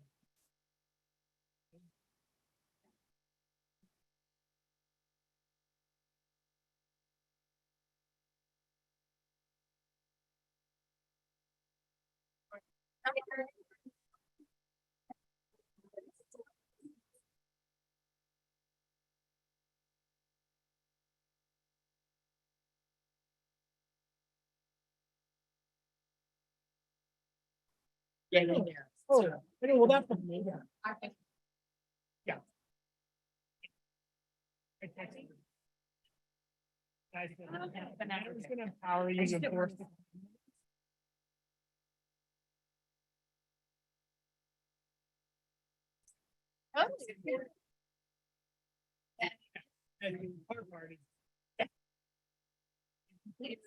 I know. And if the mayor says.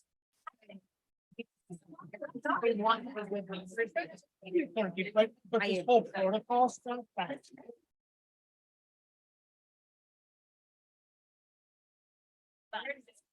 I know. See you later. Yep.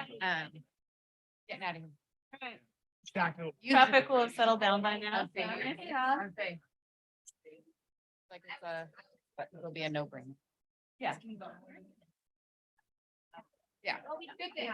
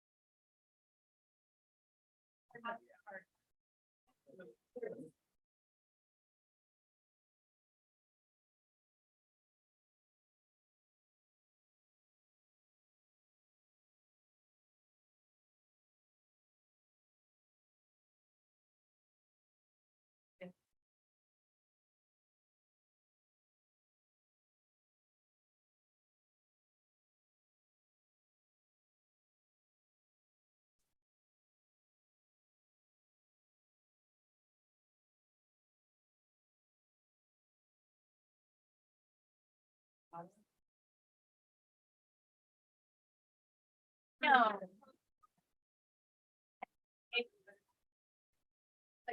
Okay.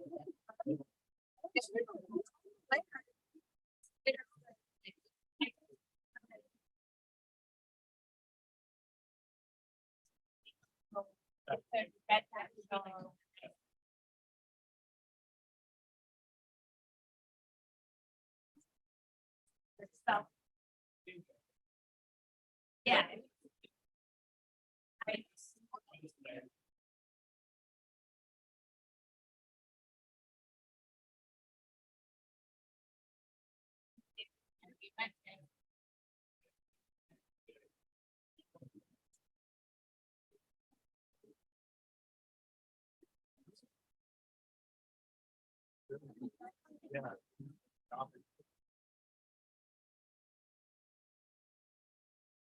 Yeah.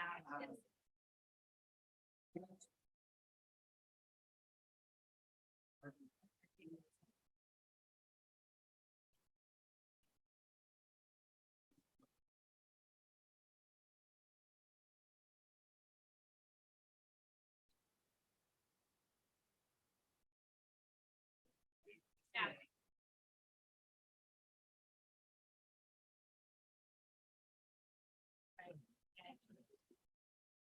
Shadowing.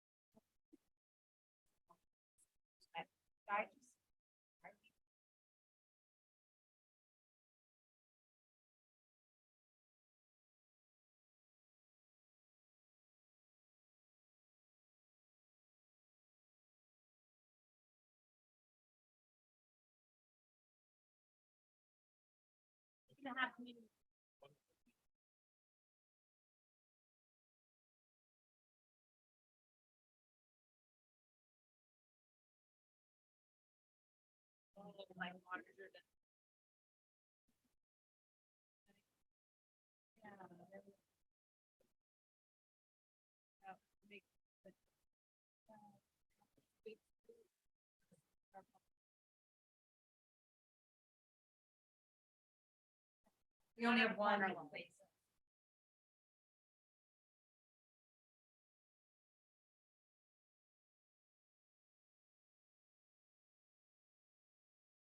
I did. I know. That's our favorite project right now. Not all of our projects. Well, really nice to meet you. Thank you.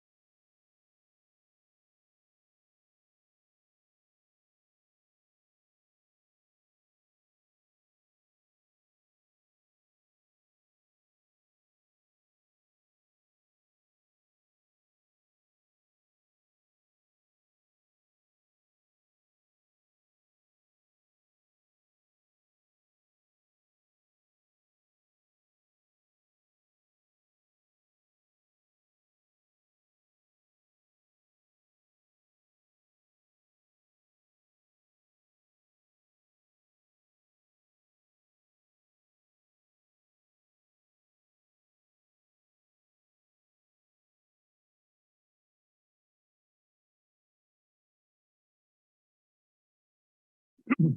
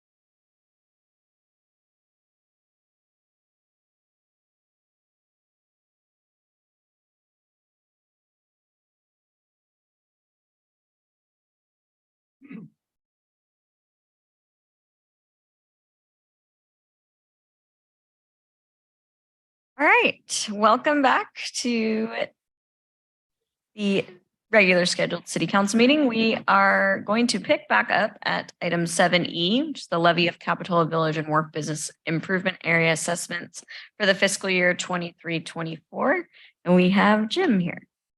Good evening, Mayor and Council. As this is the annual Capitola Village and Wharf Business Area Improvement Area Assessments. Just by way of background, the BIA was formed back in June of 2005 with the adoption of Ordinance 889. And the BIA, for those of you unaware, is a business-based self-imposed assessment district in which the businesses pay the assessments within the district for improvements and activities that support, revitalize, and attract tourists to those businesses. The assessments for fiscal year 23-24 are the same as they have been for the previous 2 years. Prior 2 years, we had reduced the hotels by 50%, everybody else by 25% in response to the pandemic, holding those same assessment amounts this year. So those businesses kind of recover from the storm damage that they suffered in January. They also normally would businesses can make lieu payments in the form of gift certificates. However, as with the last 2 years, we're not doing the in lieu payments this year. On May 25th, City Council set this evening as the public hearing. And this public hearing was noticed Santa Cruz Sentinel mailed to all the affected business owners. California state law require and our meeting code require that prior to approving the assessment, conduct a public hearing, and that the BIA submit an annual plan and budget for council with agenda packet. Also in times because we have the budget later. And as a reminder, there's no fiscal impact to the city with all services provided by the city are reimbursed BIA. Slide, please. Also, in addition to the assessments that the businesses pay, they also receive a portion of restricted transit occupancy tax revenue as a result of Measure J, which was approved by voters in 2018. In February of 2019, following that election, the City Council directed TOT revenues for restricted and local business groups be split evenly between the BIA and the Chamber. So Capitola SoCal Chamber of Commerce continued that. But they've also at the time required that a minimum of 25% the restricted TOT goes to village enhancements, which includes holidays and special events, and that the restricted TOT portion revenue portion be separated out in the budget from the assessments, which we have done. And that the annual report in the agenda packet also describes how those restricted TOT revenues were spent. So for fiscal year 23-24, we're estimating that they'll receive about 35,000 restricted TOT. You can see up there that basically $31,000 out of the 35 is going to village enhancements, holidays, and events. Only 4,000 going towards directories printing. So easily breaking through that threshold of 25% going towards the council's direction for uses. Next slide. Up on the screen now are the amounts for the different businesses. So the assessments are derived by the type of business and the number of employees that we have. You can read all of those. I don't want me to read them to you, but they're basically the same as they have been for the last 2 years. Next slide, please. And so our recommended action this evening is to conduct the public hearing, adopt the proposed resolution levying the fiscal year 23-24 Capitola Village Wharf Business Improvement Area Assessments, accepting the BIA. With that, I'm happy to answer any questions, and I also have representatives from the BIA. Great. Any questions from council? No? All right. Any members of the public wish to speak on this item? I don't see any here. Do you have anybody online? We don't have any speakers with their hands raised, Mayor. Great. We can go back to council for deliberation.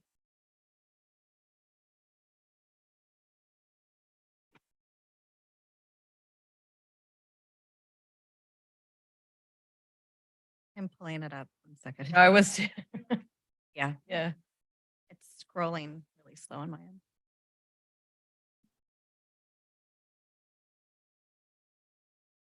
I'd like to make a motion to this evening to conduct the public hearing and adopt the proposed resolution levying the fiscal year 23-24 Capitola Village and Wharf Business Improvement Area Assessments and accepting the BIA annual plan and budget. I'll second. Great. We have a motion and a second. May we have a roll call, please? Councilmember Brooks. Aye. Councilmember Clark. Aye. Councilmember Peterson. Aye. Vice Mayor Brown. Aye. And Mayor Kaiser. Aye, that passes unanimously, but it will take us to item F, which is the fiscal year 23-24 budget and capital improvement program. Back to Jim.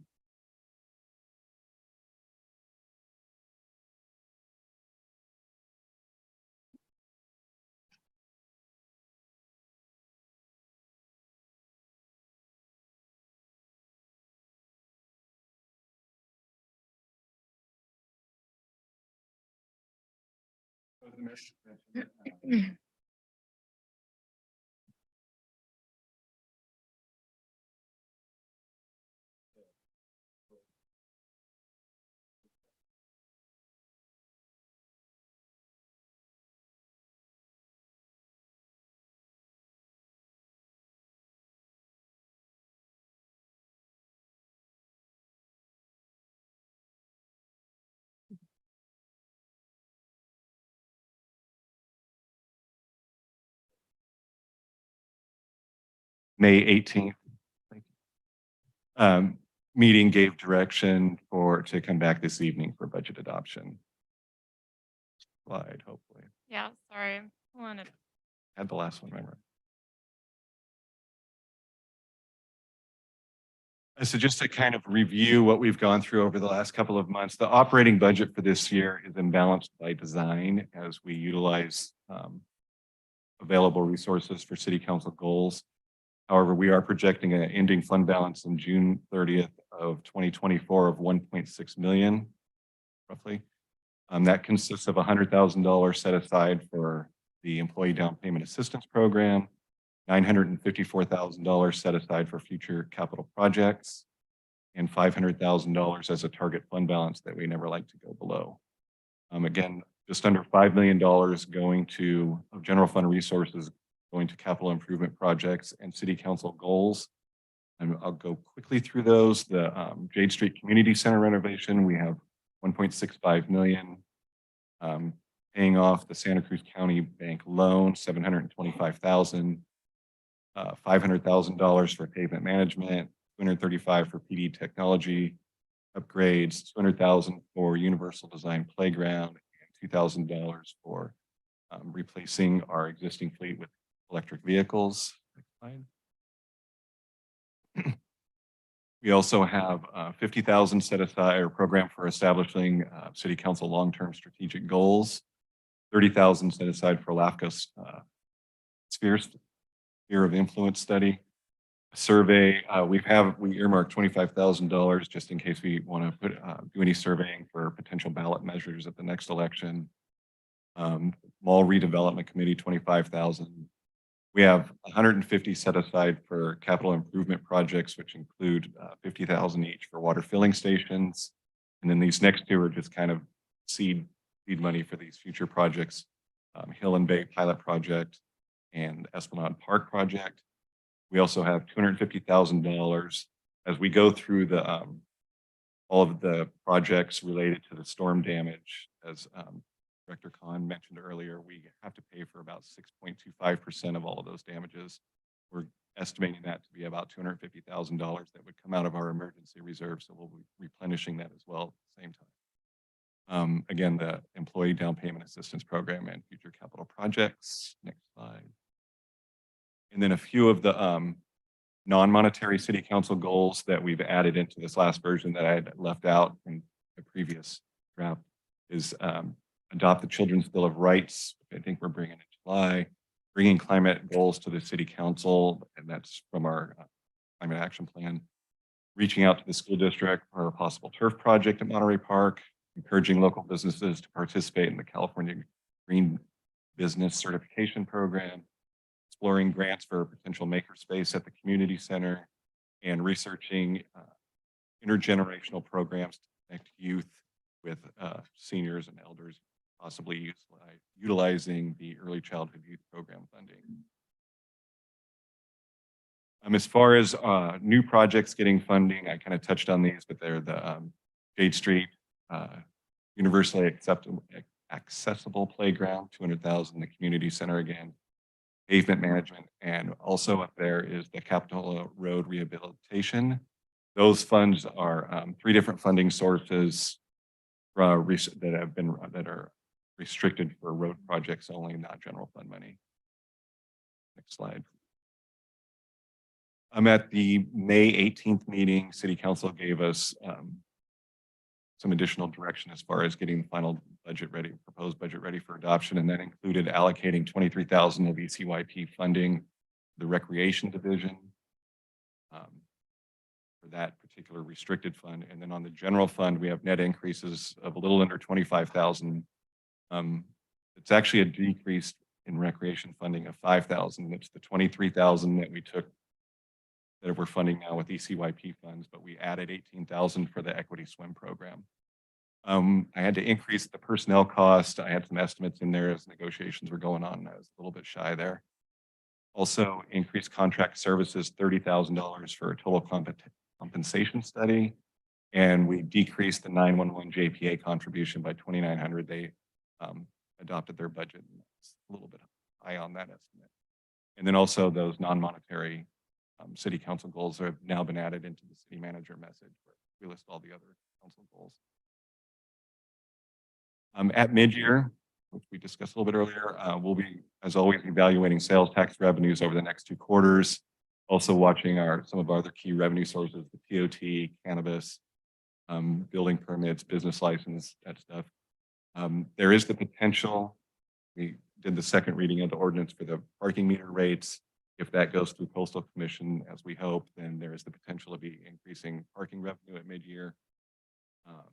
And I believe Councilmember Brooks mentioned that we do have that 1.6 million of fund balance, and at mid-year we could reconsider how we want to hold on to that or start programming those funds.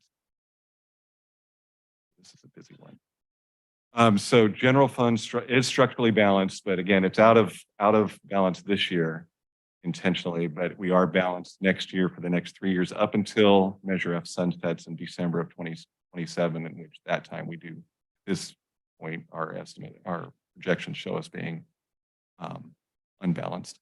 Our reserves remain at target levels all the way through there. On the revenue side, sales tax, TOT continue to perform strong. But again, as the economy is changing and everything, we always keep a real close eye on those things. On the expenditure side, our services are remaining at pre-pandemic levels. So we had ratcheted stuff back, but we brought all that stuff back last year and continue to do that. The community grant program, we're still using a combination of general fund and CDBG coronavirus grant funding to fund the community grant program through this year, possibly next. And the last thing on that, during the pandemic, we had frozen 7 positions. We've been slowly bringing those back in this budget. We'll return the last 1.5 that was frozen, and we'll be out of that freezing of positions of the pandemic. And so our recommended action this evening is to approve the resolution adopting the fiscal year 2023-2024 operating budget and capital improvement program. That I'm happy to answer any questions. Questions? Is the 1.6 million, is that the earmark from Assembly Member Addis's? So no. Do we have a timeline on that, Jamie? So the question is about whether or not we might be able to get a state earmark to assist with the community center. I've been in touch with their offices. They've told me that we should really know in the next 4 weeks, 4 to 5 weeks, whether or not that's ultimately successful. Great. And then we received a bid on the wharf project that came in under. Are we seeing that reflected here at all? We have not reduced the budget for the wharf because when you add in what your typical contingencies are for a construction project, especially one that's taking place out in the ocean, we think that we need to hold on to that budget for right now to allow for any contingencies that come up during the project. But if we end under budget, then that would definitely come back in. And remind me when we've already approved, obviously, the conceptual design, but I think one of the elements that I missed is about a kiosk. And I'm just wondering, at what point can we discuss that? I mean, now that we know we're under bid, but in terms of the budget here, I need to identify that day or during mid-year in March. So I think the next opportunity to talk about the wharf is going to be our next meeting in July. At that point, we're going to be talking about the kind of RRM design enhancements. And so if there's other kind of enhancements or elements we want to talk about adding into the wharf, that's the opportunity. But Great, thank you. Those are all my questions. Any other questions? Good. Okay. We can go out to public comment on this item as well. If there's anybody in-house that wishes to speak. I don't see any. Do we have anybody online? There are no hands raised on Zoom, Mayor. Great. Thank you. Okay, we'll come back to council for deliberation. All right, I will go ahead and make a motion to adopt the recommended action, adopt a resolution adopting the City of Capitola's fiscal year 23-24 budget and capital improvement program. I'll second. Great. We have a motion and a second. May we have a roll call? Councilmember Brooks. Aye. Councilmember Clark. Aye. Councilmember Peterson. Aye. Vice Mayor Brown. Aye. And Mayor Kaiser. Aye. Thank you. Passes unanimously. Take us to item 7G, which is the fiscal year 23-24 fee schedule, which will also be presented by Jim. Thank you, Mayor Kaiser. Okay, I think this is my last one for the evening. Fiscal year 23-24 fee schedule. So by just a little bit of background, annually we review the fee schedule as part of the budget process. Our current fee schedule was the result of a fee study that was adopted back in November of 2015. And at that time, the consultant recommended that we review it each year and essentially do consumer price index increases. Most fees have been increased each year by the San Francisco Bay Area annual CPI, and which for 23-24, which is calendar year 22, CPI is 5.6%. Staff is recommending that we increase fees by 5.6%. Our history over the last few years, you can see up there that in 2021, as a result of the pandemic, we did not increase fees, but each year, before and after, we have by the San Francisco Bay Area CPI. So we have been, every best management practices is to conduct a comprehensive fee schedule every 5 years. We kind of had that on the docket to do in January of 2020, and then everything kind of fell apart. So we pumped the brakes on that, and we've been holding off doing a fee study and just kind of getting through the pandemic and all of that. This year, the budget you just adopted, it includes money to perform a cost of service fee study. So we'll be going through all of those fees. I have an RFP ready to go in early July. We anticipate being back in front of City Council late calendar year 23 or early in 2024. And that fee study with fee adjustments tentatively going into effect this time next year. The fee study will look at all of the stuff. So just because we're doing a fee study doesn't automatically mean fees go up. If we look that we've gained efficiencies over time, some fees could actually come down. So it's really based on what is our level of effort and our cost for each of the services. I want to make sure that the fee study doesn't automatically mean an increase. Next slide, please. So we do have a few proposed fee amendments for this year, starting with the police department. We'd like to do the addition of a firearm dealer license, city application fee of $100, the addition of carrying a concealed weapon permit application fee of $115. Both of those are based on the time that it takes PD staff to process those applications. And then removal of the animal service fees imposed and collected by Santa Cruz County. When we were going through it this year, we realized that those are fees that are imposed and collected by the county, and we're actually the only city that puts it in there. So we decided it's not really one of our fees that we do anything with. So we're taking that one back out.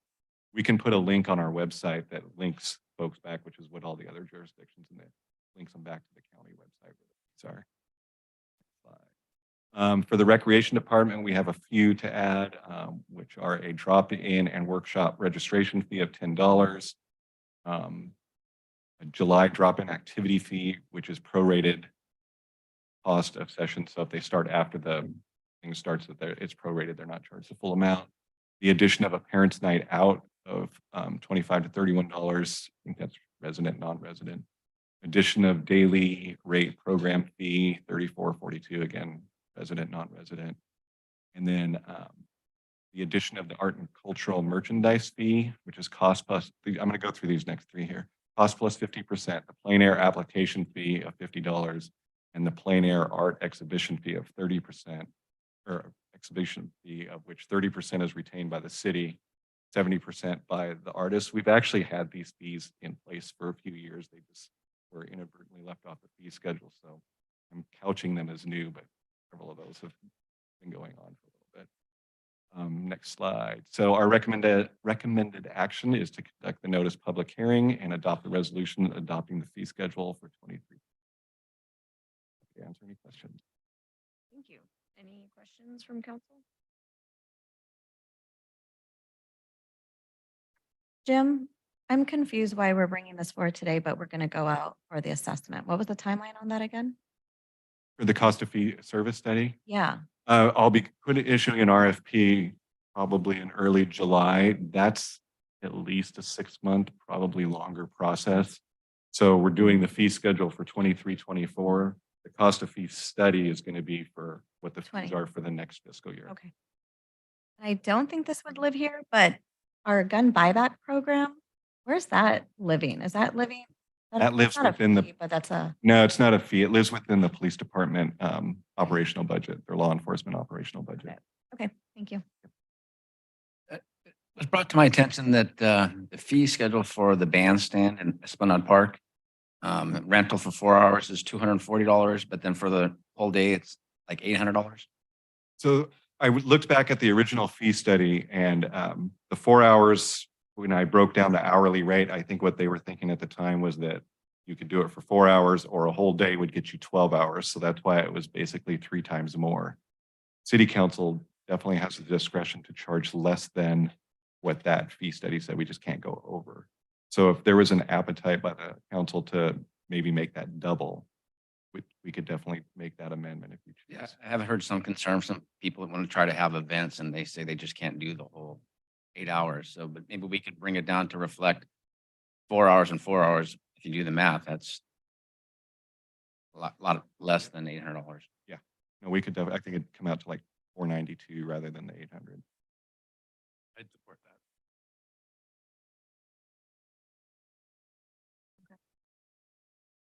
Is that? Okay. So just to make sure it's clear for the record, if we're going to do that, the direction would be to go to basically twice the 4-hour rate for the bandstand, which is about $240 for a full day bandstand rental. Because Councilmember Clark is exactly right. It's I didn't realize where the math came from, but it's really expensive for a full day on the bandstand. It's almost nobody ever does it. They just do the 4-hour increments, and it seems more logical in my mind to have something that's more in line, kind of double the 4-hour rate, full day. I think when we do the fee study in this coming fiscal year, we could also look at maybe having a 4-hour rate and then each additional hour beyond, that we're not, if you go to 5 hours, you don't have to pay for 12. So that might be a little more user friendly than the way it's structured right now. Great. Do we have any public comment on this item? I don't see anybody here. Anybody online? There are no hands raised on Zoom. Great, thank you. We'll come back to council. I make the motion that we approve the fiscal year 2023-24 fee schedule. Does that include? Yeah, I think we'll have to. I thought staff was going to be looking into that and then coming back to us, or should we include that now? My recommendation, and you correct me, is to revise make the whole day double the 4-hour rate, and then we'll come back with a better rate.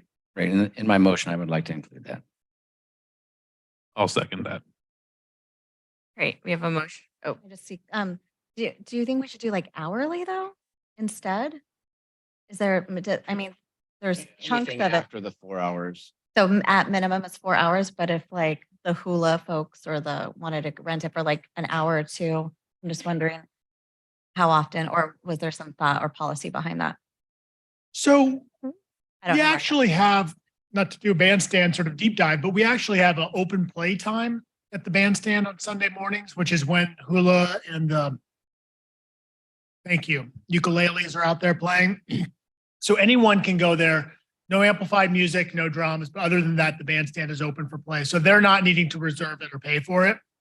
The people that you're seeing then, the bandstand reservation fee is really about people that are setting up bands, setting up amplified music, using it for those purposes. So in general, it's mostly the festivals. The BIA gets it sometimes, but those are the folks who pay for the bandstand rentals. 4 hours. mean, Minimum? My suggestion is go with a 4-hour because usually a band performance, it's 4 hours, right? It's, an hour set up, 4-hour performance.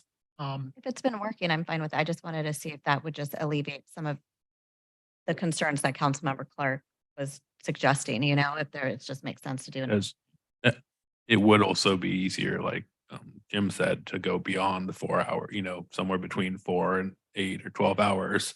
If we just had a single policy saying it's by the hour, that might be the simplest thing to do. It's on the 240. Yeah, whatever that. We divides still out. want- Yeah, divided by 4.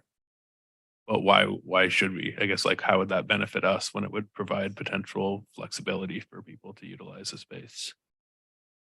What's the benefit to the city to have a baseline of 4 So then hours? what is the policy exactly? So what if one person rents it for an hour and then another, who is responsible for manning the bandstand and regulating whether or not these people are using it for the allotted time, right? I do. Yeah, I do think that's a really good point, is that there's sort of like a baseline level of work involved with running the bandstand, just in terms of getting somebody with their insurance information, setting them up, like all of those things. I haven't seen people want to use it for, really short periods of time. And other than one recent example of a TV station, I haven't heard of anybody ever complaining about the 4-hour rental fee. Usually if you're pulling in a sound system, you're pulling in a band, $240 for the bandstand is not a big deal.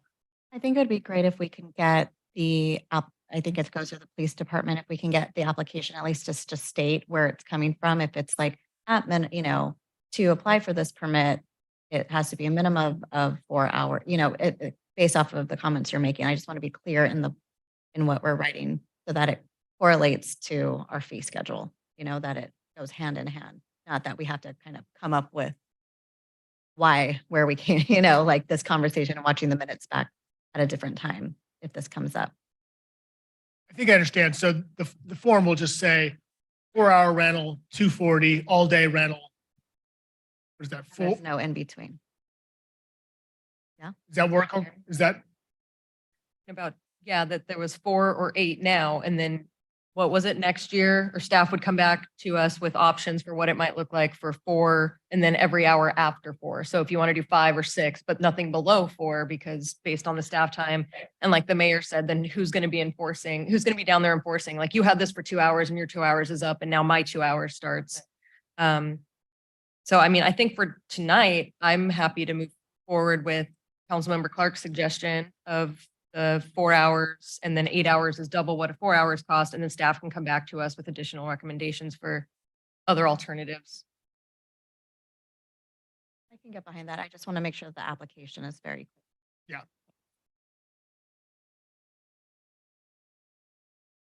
We had a second. So we do have a motion and a second on the floor. Are you guys ready? Thank you. I think we're ready now. May we please have a roll call? Councilmember Brooks. Aye. Councilmember Clark. Aye. Councilmember Peterson. Aye. Vice Mayor Brown and Mayor Kaiser. Aye, thank you. Also passes unanimously. So we'll do a redirection of the agenda here, and we'll move it back up to what would have been 7A, the Capitola Bar and Grill Entertainment Permit Appeal.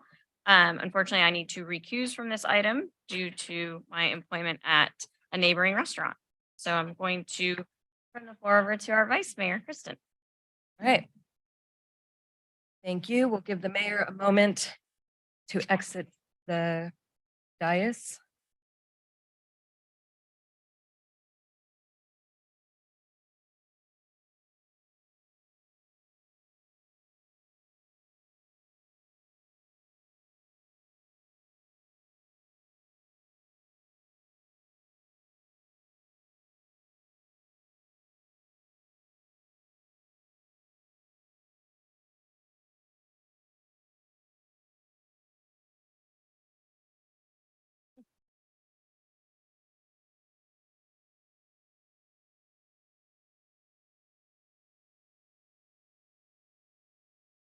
All right.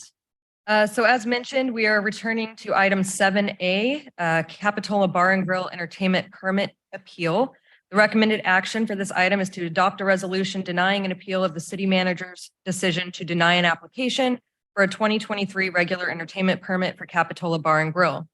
There's a series of steps in the procedure for tonight's appeal. I will turn it now to our city attorney to describe the procedural framework and standard of review for tonight's hearing.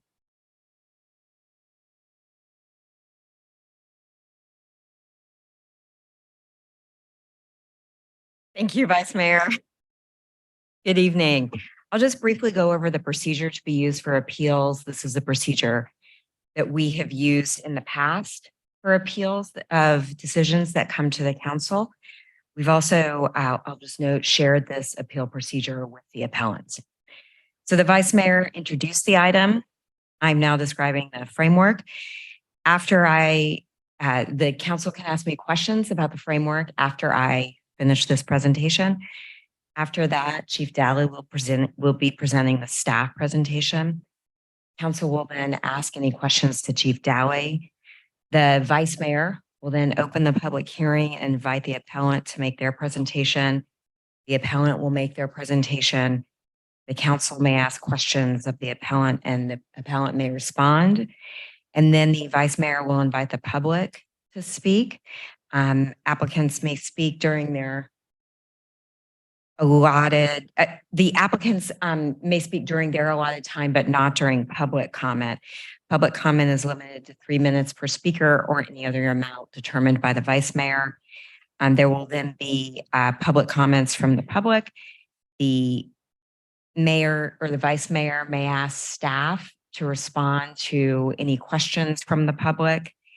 And the appellant may then have an opportunity to respond, and the council may ask questions of the appellant after that. And then the Vice Mayor will close the public hearing and return the item to the council for deliberation and action. Are there any questions for me? Council have any questions? Am I on? No. Thank you. Questions about process? Nope. Okay. All right, so we will go now to the staff presentation, and I believe that's Chief Dally. All right. Evening, Vice Mayor and council members. I'm here this evening to go over the Capitola Bar and Grill Entertainment Permit Appeal. Next slide. So, quick overview. Tonight, we're going to talk about the city's entertainment permit requirements. We'll discuss the Capitola Bar and Grill application. We'll talk about the reasons that we denied that application, and then the appeal process. Next. I know you've all had the information in your packet, so just a quick highlight of what this code does. So Chapter 5.24 essentially governs entertainment permits, and it identifies 3 categories. There's a single use, a minor entertainment, and then a general entertainment permit. Each one kind of goes higher. It also authorized the city manager or the department head to issue those permits and to set the conditions to ensure the entertainment does not cause disturbances. It authorizes the city council or the city manager to add conditions, including the date and time of operation and the levels to further manage those noise limits. Next. So the application itself, the section 5.24 080 authorizes the city manager to create this applications. Part of that is that they're may be required to submit non-privileged information reasonably related to the ordinance itself. Our current application does require the information about the business, the proposed entertainment that's going to be on at the business, the hours of intended operation.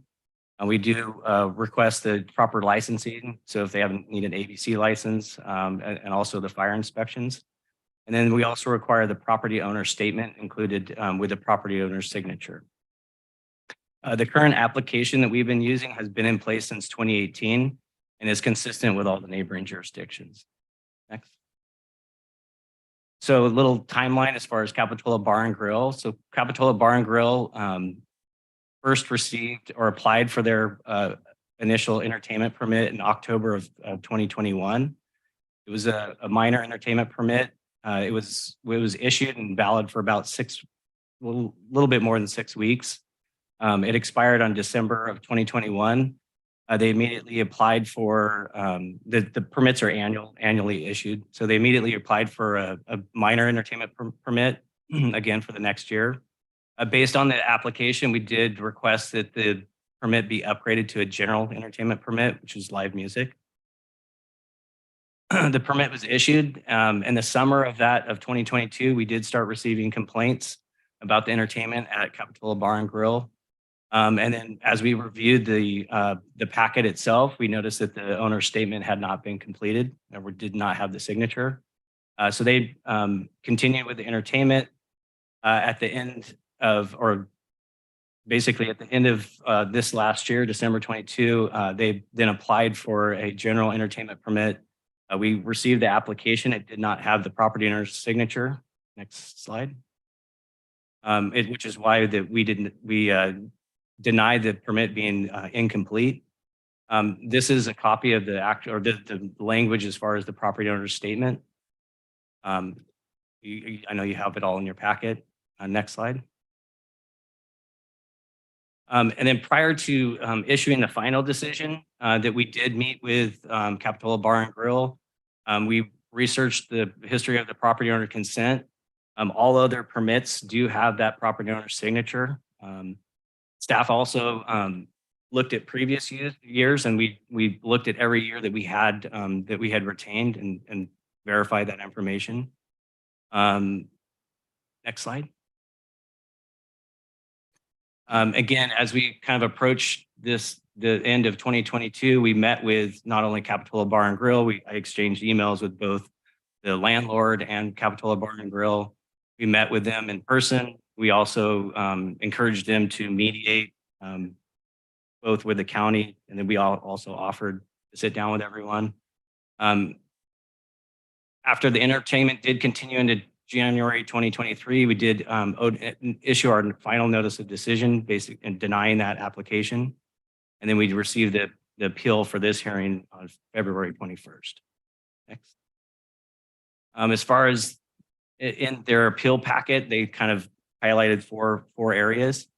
So their first appeal point was that the city staff exceeded the authority to have these requirements. The Muni Code clearly states that the city manager can develop this application.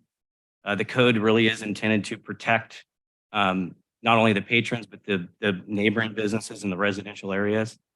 Part of the reasoning behind the property owner's consent is that because that they potentially can have multiple tenants.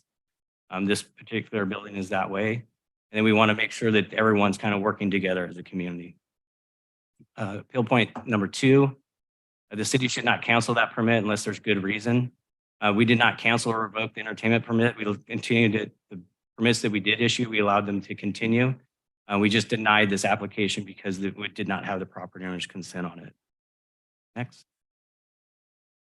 The landlord is legally bound by this agreement and to allow entertainment. Again, that's a civil thing between the appellant and the landlord. Next. And because the city issued the permit twice in the past without the landlord's signature, that we should reissue that. And that's an error on our end. We should have seen that signature and addressed it immediately. It did not. And so anyways, the remedy for that would not be to grant another permit. So that's why we're here tonight. And then just in summary, so council does grant the city manager or department head to issue those entertainment permits and to develop the application. This application has been in place since 2018 and is consistent with all neighboring jurisdictions that do require that property owner's consent. The entertainment permits are issued by the police department. There was an oversight by the PD staff when we improperly issued those permits in 21, 22. And Capitola Bar and Grill was denied because it was incomplete due to this property owner's consent. Next. And again, the recommendation is just to adopt a resolution denying the appeal for the city manager's decision, deny an application for the 2023 regular entertainment permit for Capitola Bar and Grill. And I'm open for questions. All right, council, have any questions of staff? Questions? No questions? Okay. All right, so we are going to open the public hearing, and that will begin with a presentation from the appellant. You have up to 8 minutes. Feel free to come up to the dais. Do we have the mic turned on up there? Or not the dais, the podium? All right.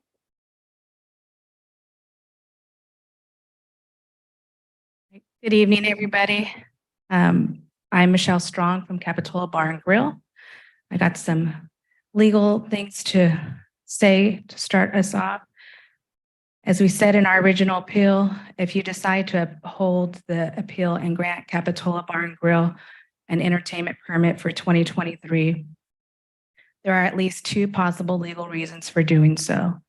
The ordinance does not require landlord's consent signature. Therefore, the landlord's consent request on the form is optional, and the lack of it is not grounds for denial of the permit. And as City Council, you hereby uphold the appeal, reverse the denial, and issue the entertainment permit for 2023. Even if the landlord's consent is required, as City Council, you find a matter of fact and of law that the landlord Les Serena Properties is bound by the lease contract it signed, approving the CBG use of the property, which includes and still includes the right to live music. Therefore, the landlord's consent to the entertainment permit is deemed, given, and recognized even without the signature on the form. And as the City Council, you hereby uphold the appeal, reverse the denial, and issue an entertainment permit for 2023. The history of the building is ironic in the situation. Our landlord, Steve Yates, was owner of Margaritaville for many years. That's known for live music, DJs, nighttime entertainment. When we came into the building, our business plan says live music. I was transparent. I sent everything over to you guys with the lease, emails from the broker and the landlord. We were transparent. has not been a successful spot in the last 4 years. We're the fourth owner, right? So we knew to fill that gap, to get the locals back in, is to bring live music in. So not only I'm here for our business and fighting for the rights to run the business the way we were told we could run it. I'm also speaking for my staff. During the wintertime, that's when I have to cut back. I could do it and I could cut labor, but that hurts them. Between both of our businesses, we have 35 employees that live in Santa Cruz County. So that does affect all of us as a whole. We are still currently in arbitration. The emergency arbitration didn't feel that the music permit was an emergency situation, but they didn't say that it wasn't a valid argument. We're still currently in arbitration. I know Steve Yates's reputation, and he blatantly said there's ramifications if you guys approve our permit, but he hasn't proven a loss. And we do have a loss. He could afford to kick us out of the apartment. We have an apartment and a commercial lease. He's evicting us from the apartment. He's saying he's taking it off the market. So if he can afford to lose our money because it's not good enough for him, he could afford to deal with his son upstairs, who we don't even know if there's a loss yet. The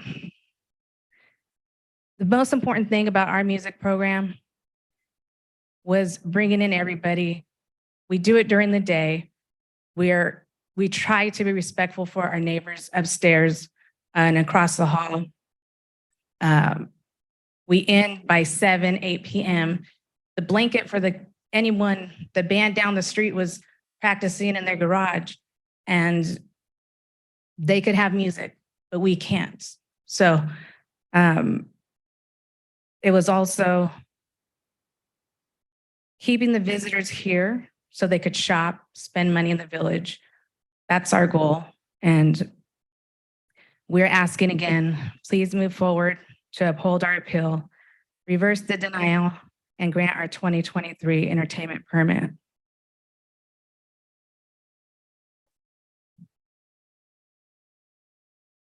So, Ladies and gentlemen. hi, my name is Ladies and Sal gen- Strong. I'm sorry, Mr. Strong.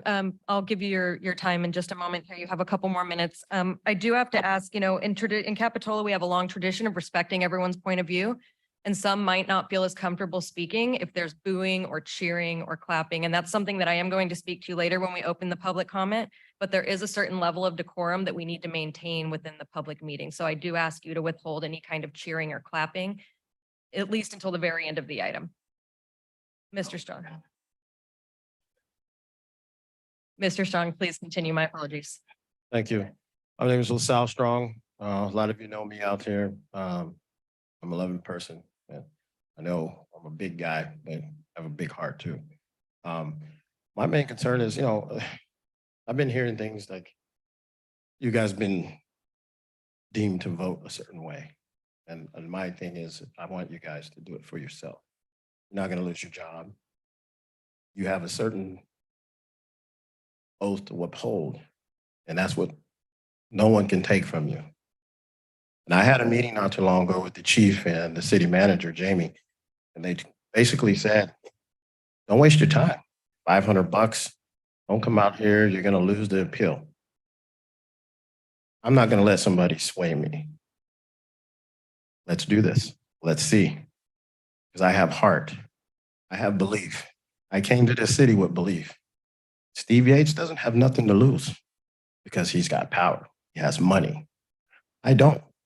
My wife doesn't. All we have is our business. We have 3 businesses and we fought for every one.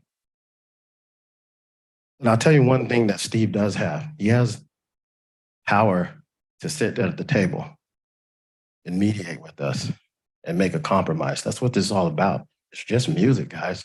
It's just music. Why are we getting evicted? He claims you have your paperwork. He doesn't know us. Why does he hate us so much? Why do we have to leave? This is when we're asking the city to help us You know what's going on. You paint the picture. I don't need to say it. Let's not let this get that big. Let's not put the city of Capitola on the map for something like that. It's just ridiculous. Let's move past this. Issue us our permit. You did it already, and you admitted that you made a mistake. Come on, guys. Do what your heart says. This is music. Everybody loves music.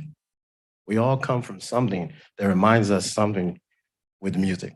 Maybe it was a death, maybe it was a wedding, maybe it was something. But I can guarantee you that we have created a lot of memories since we've been here with music. Capitola will always be on the map, whether we're there or not. But you guys got to look past this. This is coming from something evil. And I challenge Steve Yates to sit at the table with me because I'm willing to compromise, whether it be days, hours, anything. He refuses. Why do you think he does that? Because he does not have anything to lose. We have our livelihood. So you guys think about that and think about your individual votes. You don't need someone telling you how to run your job. Let's make Capitola known for the first city to help a minority group. Let's not be the city that helped run the city out. Don't let Steve Yates weaponize you guys against us. Please. Thank you, Mr. Strong. All right. Thank you for your presentation. We will bring it back now to council for any questions of the appellant and appellant responses. So we'll start down here. Councilmember Clark, do you have any questions? I have none. Okay. Councilmember Brooks, questions? Councilmember Peterson, no questions. Okay. Okay, so I'm going to invite members of the public to comment now. And before we line up for that, the applicants have given their presentation and they will have some additional time later, but public comment is not additional time to bring in the applicants. And it's also not a time for back and forth amongst the council member and the public. This is a time for us to hear from the public, so we won't be answering questions during the public comment period. We thank you all for taking your time out this evening to come and participate in this public process. I do want to make a couple points as I had started earlier. We do have a tradition, as I mentioned, of respecting everyone's point of view and their right to express it at our council members. And so booing and cheering for those whose opinion we support or oppose can become intimidating. And we want all who want to speak to feel free to speak. I also recognize that everyone in the room may not speak tonight, but want to support those who do speak. And so in order to maintain a environment that fosters inclusion, we invite all of you, if you support something that is said at the podium, feel free to raise your hand when you hear it, and that will signal to us that you are in support of what's being said. Before we get started, can everyone in the room who wishes to speak tonight raise your hand?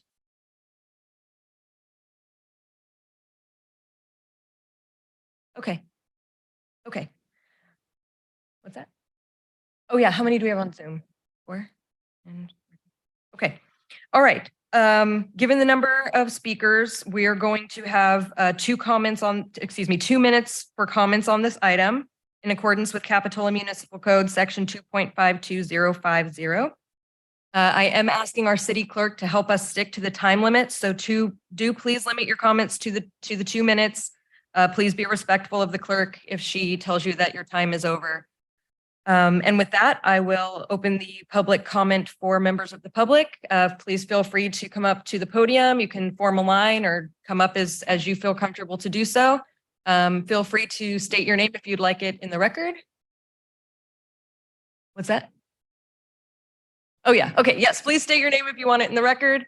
And you will see a timer in front of you that'll let you know how much time you have. It'll flash yellow when you have a minute. Is that right, Julia? When you have 30 seconds, it'll flash yellow. It'll go red when your time is up. All right, welcome. Thank you, Vice Mayor, members of the council. I'm writing this letter in support of Capitola Bar and Grill. I'm a resident here in Capitola for 4 years now.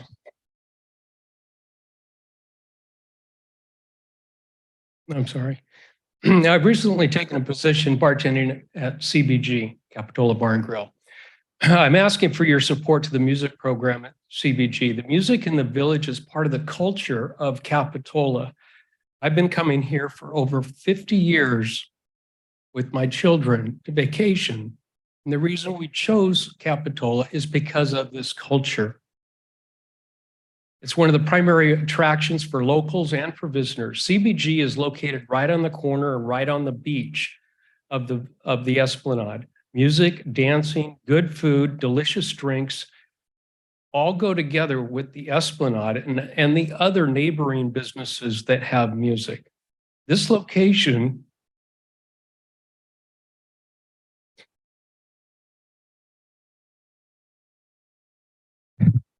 has always had music under different ownership. I don't understand why it's different now not to allow the music.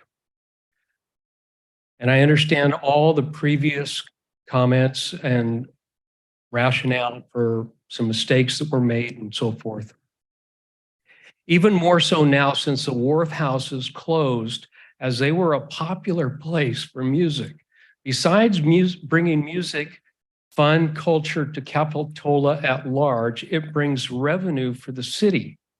Music at Capitola Bar and Grill affects the livelihood of all the employees that work there. Supporting the music program at Capitola Bar and Grill will support the people Thank that you work for your there, comments. That's been 2 minutes. the city's revenue, and most of all, the culture of the bit. We're going to have to ask you to step away. We do have other The speakers beach in city. line. Please do the right thing and Thank allow you. the music. Sir.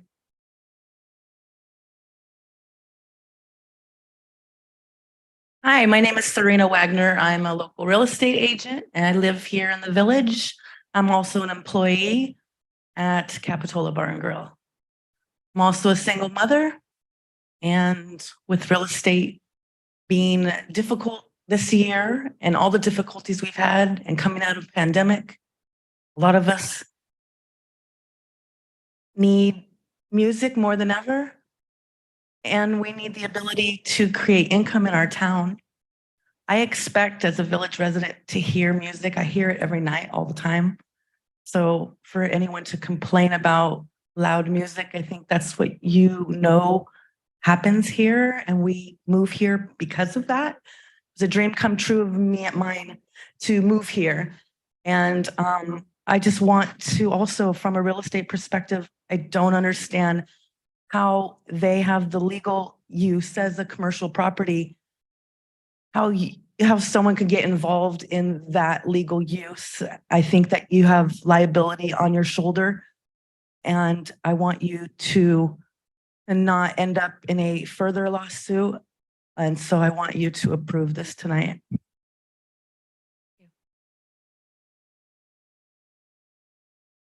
Hi, my name is Alexis. My name is Alexis Underwood, and I'm a teacher at Live Oak School District. And I lived in the village in the early 80s. And I've been coming to the village because of the music. I've been coming to the music, to the village for the camaraderie of all the people, for all the choices that we have of fun, of what's the word I want to use? Of fun and community, because I'm a community type of person, because I have children that I teach and I've seen them grow up. They work in the village, and the music to me is important to bring life and people to the village. And please accept this. Thank you. Hi, my name is Donna Bonnell. I'm emotional right now. I grew up here all my life. I was one of the first employees at Polar Bear Ice Cream. I also was hired by Steve Yates when Margaritaville first opened. He came from Vail, Colorado. He was owner of the Furriers of Vale. At any rate, and I used to do dinner parties with them. Bottom line is, my father taught me that music is the expression of joy. Music and dancing is the expression of joy. And ever since Capitola Bar and Grill opened up, I experienced that. And all my friends, and we all collaborated, and we all wanted to meet there. And it was always early music. I'm 63 years old, turned 63 June 5th. And we embraced them because finally there was another establishment that had live music of all our favorite bands. And it was always early because I'm a senior now. So I enjoyed it immensely, and getting together with all my friends and family and just dancing and listening to live music gave me such great joy. Plus I live right up here in Capitola. And ever since they opened up Capitola Bar and Grill, I finally found a new establishment for early music and all my favorite bands. And then when that atmospheric, river went through and destroyed all Sandbar and everything else that had the live music, they collaborated with all the musicians and had them there for the days or whatever, the Monday nights with Elvis Cicero, the Wednesdays with Ted Welty, and just made the magic. And I'm just asking. Thank you. That's been 2 minutes. Okay. Thank you for listening to me. Thank you. Hi, my name's Kelly Shannon. As I was walking up to this building, I noticed the diversity flag flying, and I had to wonder if it was understood what the stripes represented, especially the brown and black ones. I live near downtown Santa Cruz area. But over a year ago, I started coming over to Capitola because my friends told me what a fantastic new place there was. I had often told family and friends that I didn't need to drive the 20 to 30 minutes, that 4 miles across town to come to Capitola because there was so much to do on my end of town. But I started coming to LaSalle and Michelle's place every week after my first visit. I said it was my new favorite place. The amazing people there, the community, the music, the musicians are all people who are from our community, your community. What was I going to say here? There, like I said, there's much closer places, but for me, Capitola Bar and Grill impressed me right away. The quality drinks, the quality food, the amazing music. And what was most appealing to me, I guess, is, as somebody else said, it started early and ended early. I'm old. I got to get home in bed by 9 o'clock. Anyhow, it's a wonderful place. And back to that flag flying over the building, I must ask if there's a reason LaSalle and Michelle are having to deal with animosity other than the music issue. How come it wasn't that to begin with? Thank you. Thank you. Good evening, Council. My name is James Navarro. I'm currently licensed by the state of California as a general building contractor, and I'm presently restoring homes in your community that were affected by the storm damage. But not only am I familiar just because I'm in the area, for 40 years I've been coming over the hill. I live in the area of Willow Glen of San Jose. I've always loved Capitola. I've been coming for the last 40, been licensed for the last 20. My employees and I will freaking player. The food is delicious. The staff is excellent. The owners, I've spoken to them just on a basis of them coming in saying hello. They treat everybody with a sense of community. What I'd like to speak with it for them today is because I've came all the way over the hill because I think it's important. This place has entertainment that's very controlled. Like all of us and all of you, we're all pretty much mature ages, right? So I'm saying that's what goes there. I've never seen a problem. I've always felt comfortable. The music, the live band has just presented an atmosphere that's fun and it's controlled and people act like adults and they leave when they're supposed to. I've always left early too. I've actually danced there. So it's a nice place. But I just wanted to say, I think if you could just keep a focus on what it's doing for the community, how it's helped other people, how it brings people of different cultures together, and we're able to share, have a great time with the music. I guess we have a little bit drinking going too, like all of us do in this room. But other than that, I just wanted to say, I think it's a positive place. Keep it alive in the community. Please keep the music going. Thank you. Good evening, I'm James Frederickson. COVID shut this place down. And I'm sure there was a lot of revenue loss. There was a lot of lives that were irreparably altered. We barely came back from COVID. And then we had the storms to deal with. The entire Esplanade was shut down. Thankfully, the bar and grill survived the storms. They were able to open up, not long after the storms. But we saw the effect of the storms, how the people were affected. And why were they affected so greatly by the storms along the Esplanade? It's because of the music venues.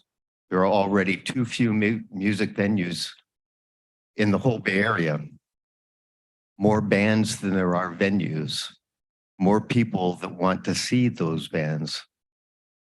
Everybody comes here because of the music. They can go to restaurants anywhere, but the music is what brings people to Capitola. Everybody else, I have to say, I am very proud of my friend LaSalle because he has not once through this whole process mentioned race or tried to play a race card, but the bar and grill is being treated with prejudice. Other venues in the same city blocks have live music and he doesn't. And we're all affected by that. Your constituents are affected by that.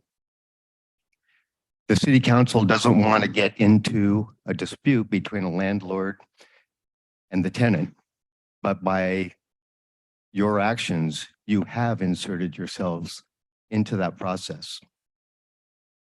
The form that is filled out to get the permit is an arbitrary form that has been put together by you.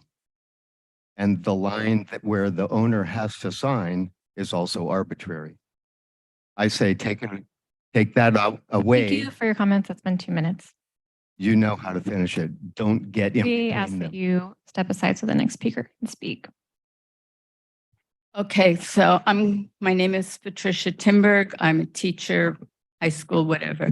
Anyway, I'm not going to say anything about how much we need the music here in Capitola and how much it means to everybody. You've heard it already.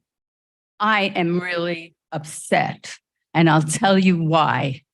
These people have a business, and there has been music in that spot practically forever, and they are being denied the opportunity to keep their business open, and they are receiving eviction notices every single week. And I know Sal and Michelle have made every effort to try to talk to you guys and to the owner, who will not talk to them.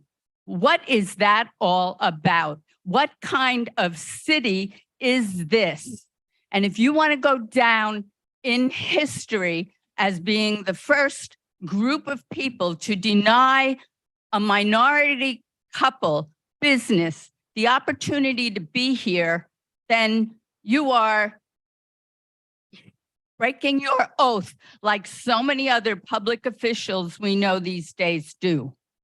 You're no better. And this you need to change and you need to fix. Thank you.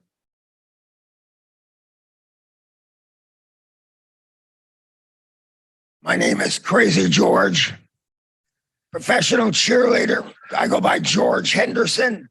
I lived here for over 50 years. I did a game last weekend, so I'm a little hoarse for the San Jose Earthquakes, but I want to tell you something. What you're looking at is a man, Sal, and his wife, and they are great business people. They have 35 people working for them that need a job, and you're going against them for a guy that probably has millions of dollars, and you're siding with him, and he won't work with anybody. Sal will work with you. He wants to do everything he can to put a great show on. He's a great restaurateur. He knows entertainment, and he knows how to get along with this city. He's great. And you have to reverse this stupid rule you just came up with to get rid of 35 people if he falls to side with somebody that won't work with you or him. Thank you. Thank you.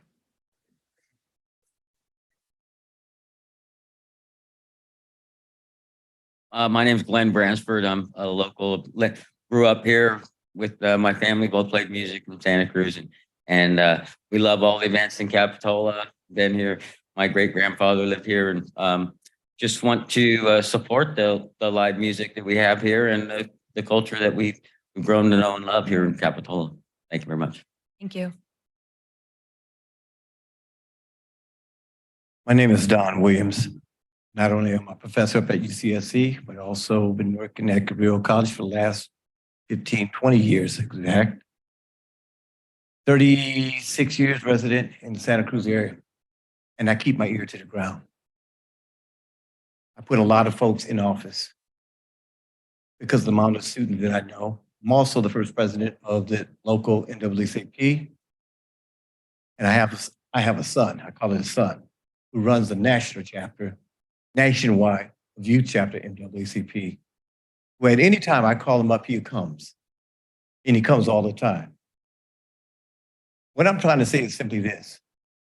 We have a time when we can change and do things right. Diversity is at its all-time highest, and we need to learn how to embrace one another. We all know that Capitola has a history of not treating people right. I got history of knowing that, of people who've been arrested, who've been accosted by officials that run the city. Some folks are scared to even come here, and that needs to change. This is the only Black operation that I've known since I've been living here. I can count 5 establishments in Santa Cruz that were Black owned. Can we do better?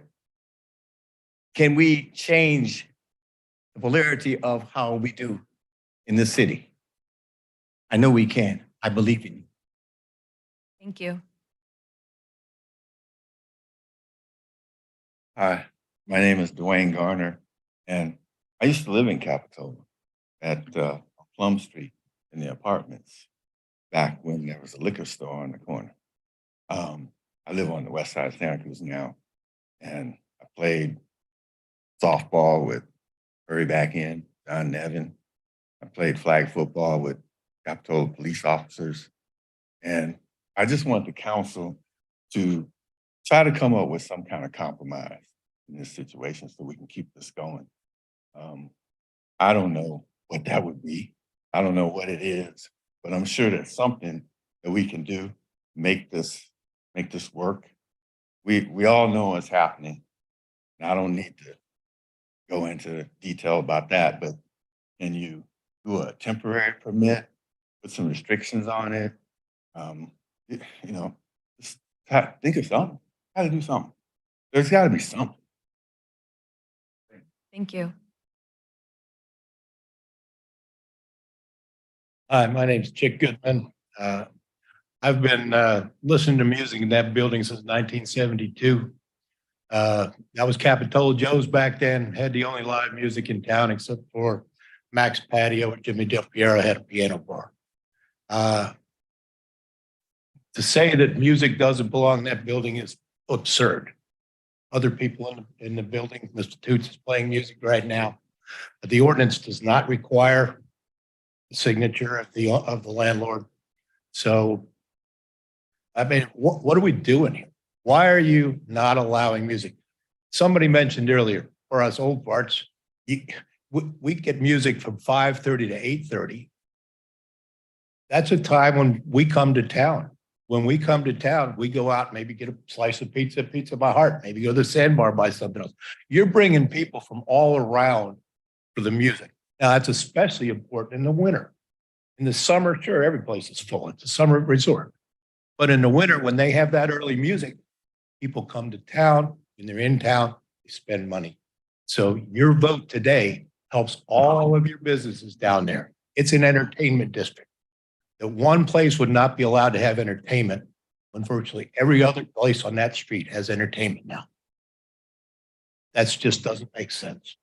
And that's kind of what I think. I look around, I go, something doesn't make sense here.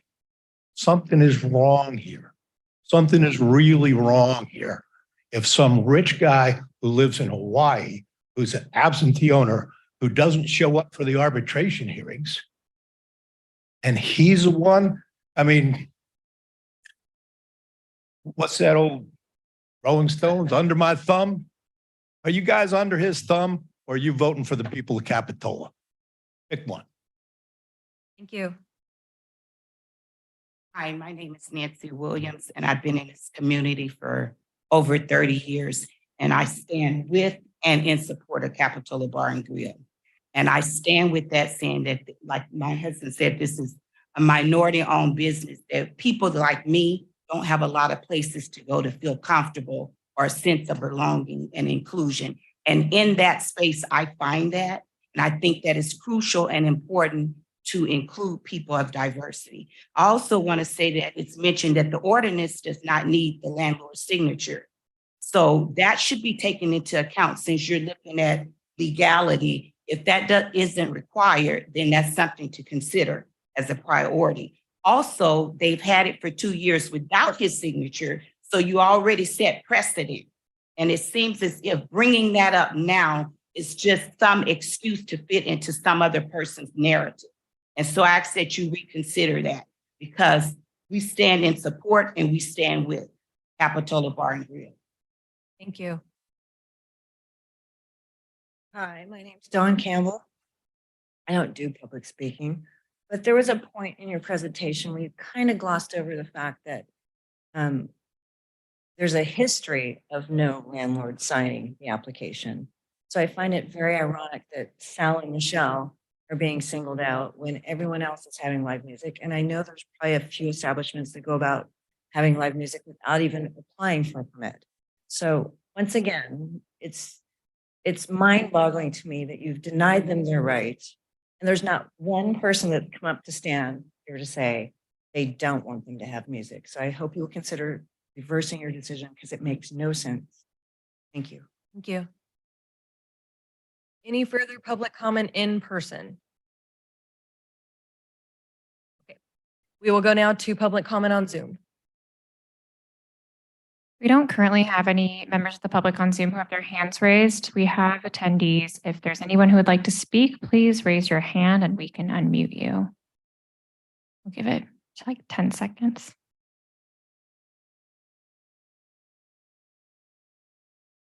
Any takers? Nope, no takers. So in that case, we have no further speakers. All right. With that, I will close the public comment section and I'll bring it back to the council and staff. I'll start with staff if there's any staff responses to any questions or comments as appropriate. Seeing none? I think there's just one point that deserves clarification. And it may have just been something that Chief Daly went over relatively quickly. What staff did when this item got elevated to management, the first question Chief asked and I asked was, have we done this before? Have we let people do entertainment since 2018 when we had this new application without the landlord's signature? Police department did a deep dive, pulled up every single file that we had. And the answer is no.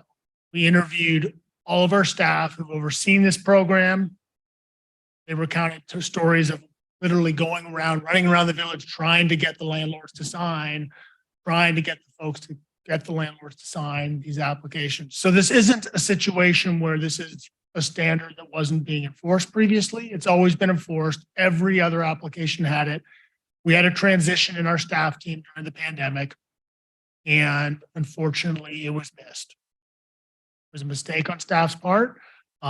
Certainly a regretful mistake. Apologize to the council that we made that. But I want everyone to be clear that this isn't singling out one particular owner. Every other entertainment permit was signed by the property owner, authorized by the property owner. So I just wanted to make that point clear because I think it wasn't 100% clear and I heard some different testimony this evening. But otherwise, I don't think we have anything else to add and I'm available for questions.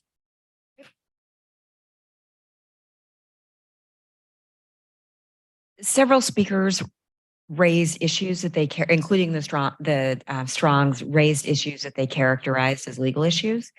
If the council has any questions for me about those, I'm happy to respond. Thank you. Any additional questions or comments from council at this point? No additional questions or comments? Okay. In that case, it goes back to the appellants. If you have any additional comments or rebuttal for anything that was said, you have up to 4 minutes.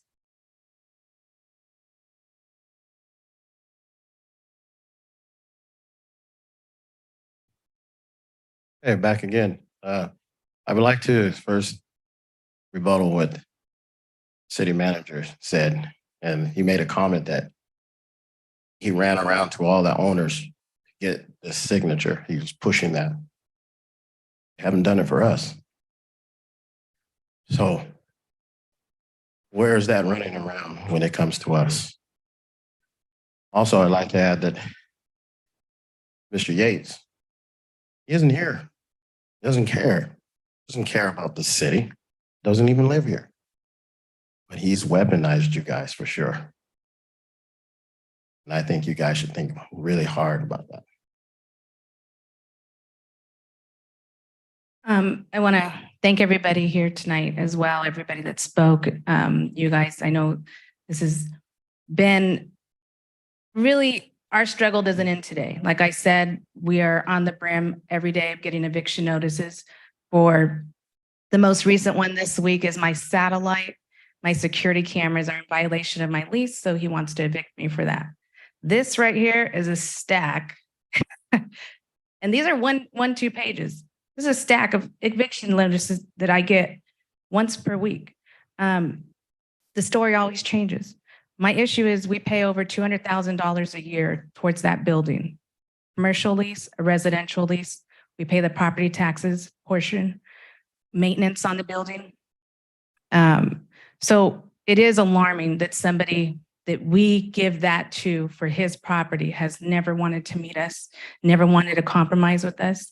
We're here today to ask you, you do have the ability to make a compromise, to make something that ends 7, 8.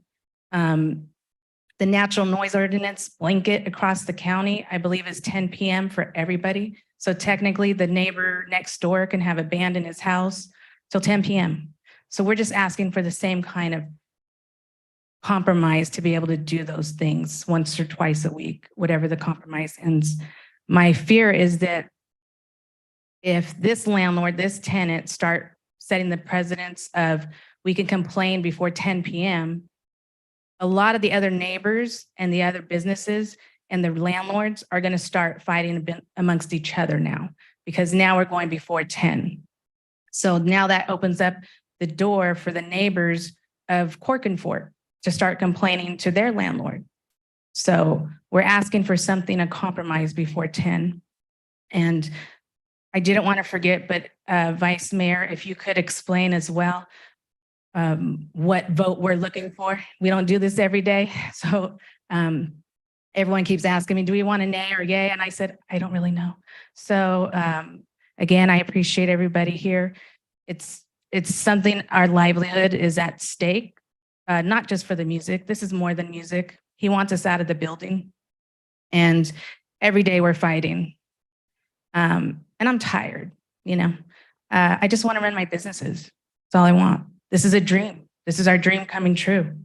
And somebody doesn't even want to acknowledge us. Steve Yates and his son have once said in all the comments that we are not a good fit here. Well, I'm here to stay. You know, I am. And now I'm interested. Now I want to make change. I want to run for mayor.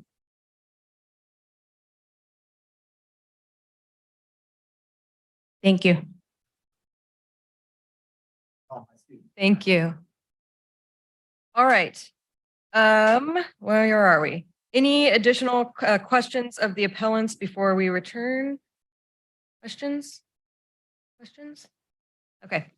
All right. At this point, I will close the public hearing and return this item to staff and council for additional discussion, deliberation, action. Is there any additional comments from staff before this goes to council? Okay. All right, bringing it back to council.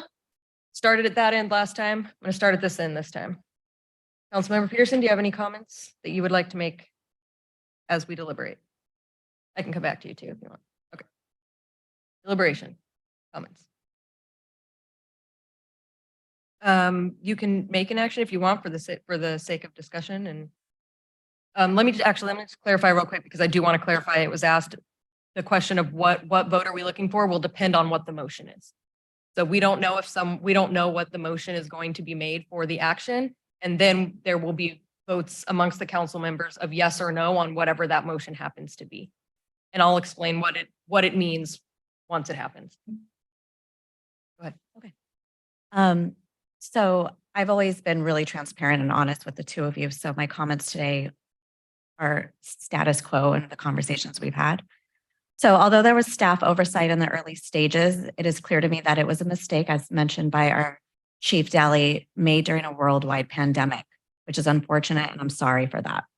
However, I believe that both parties need to find a resolution amongst themselves through the arbitration process through the court system.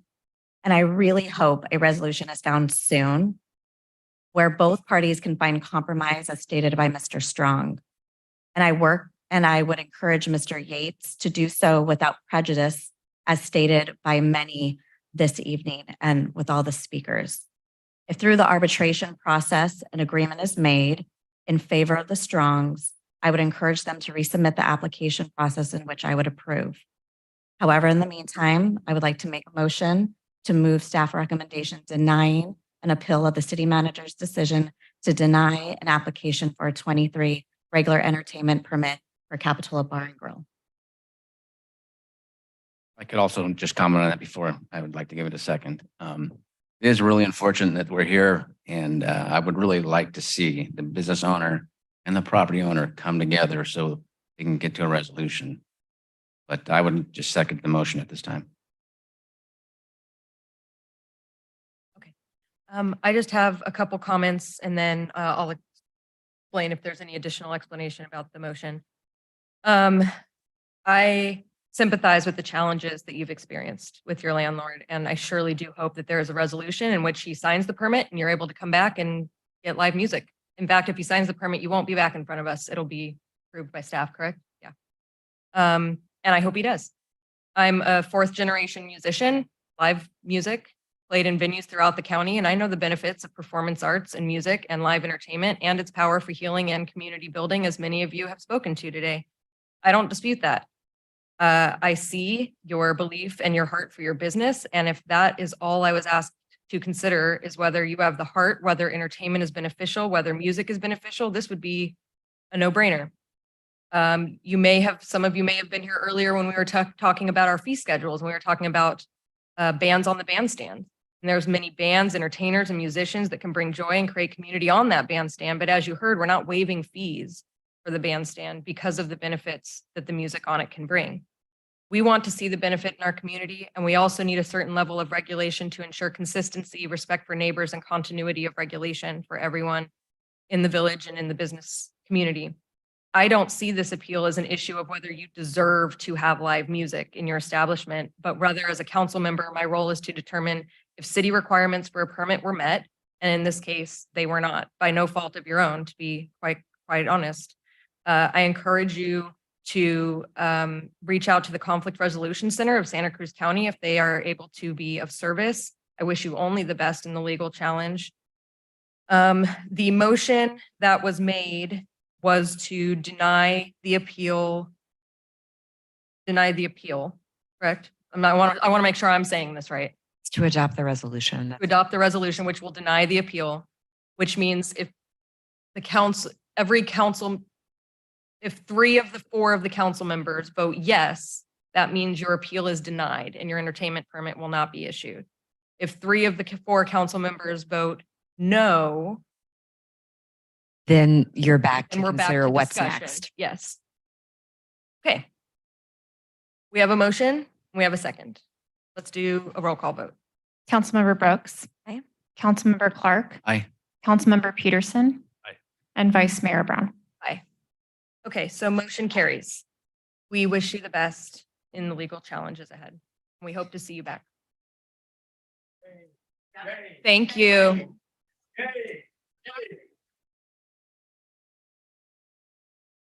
All right. So, ladies and gentlemen, we'll have order, please. Ma'am, I was writing during public comment. You are correct. Thank you for coming this evening.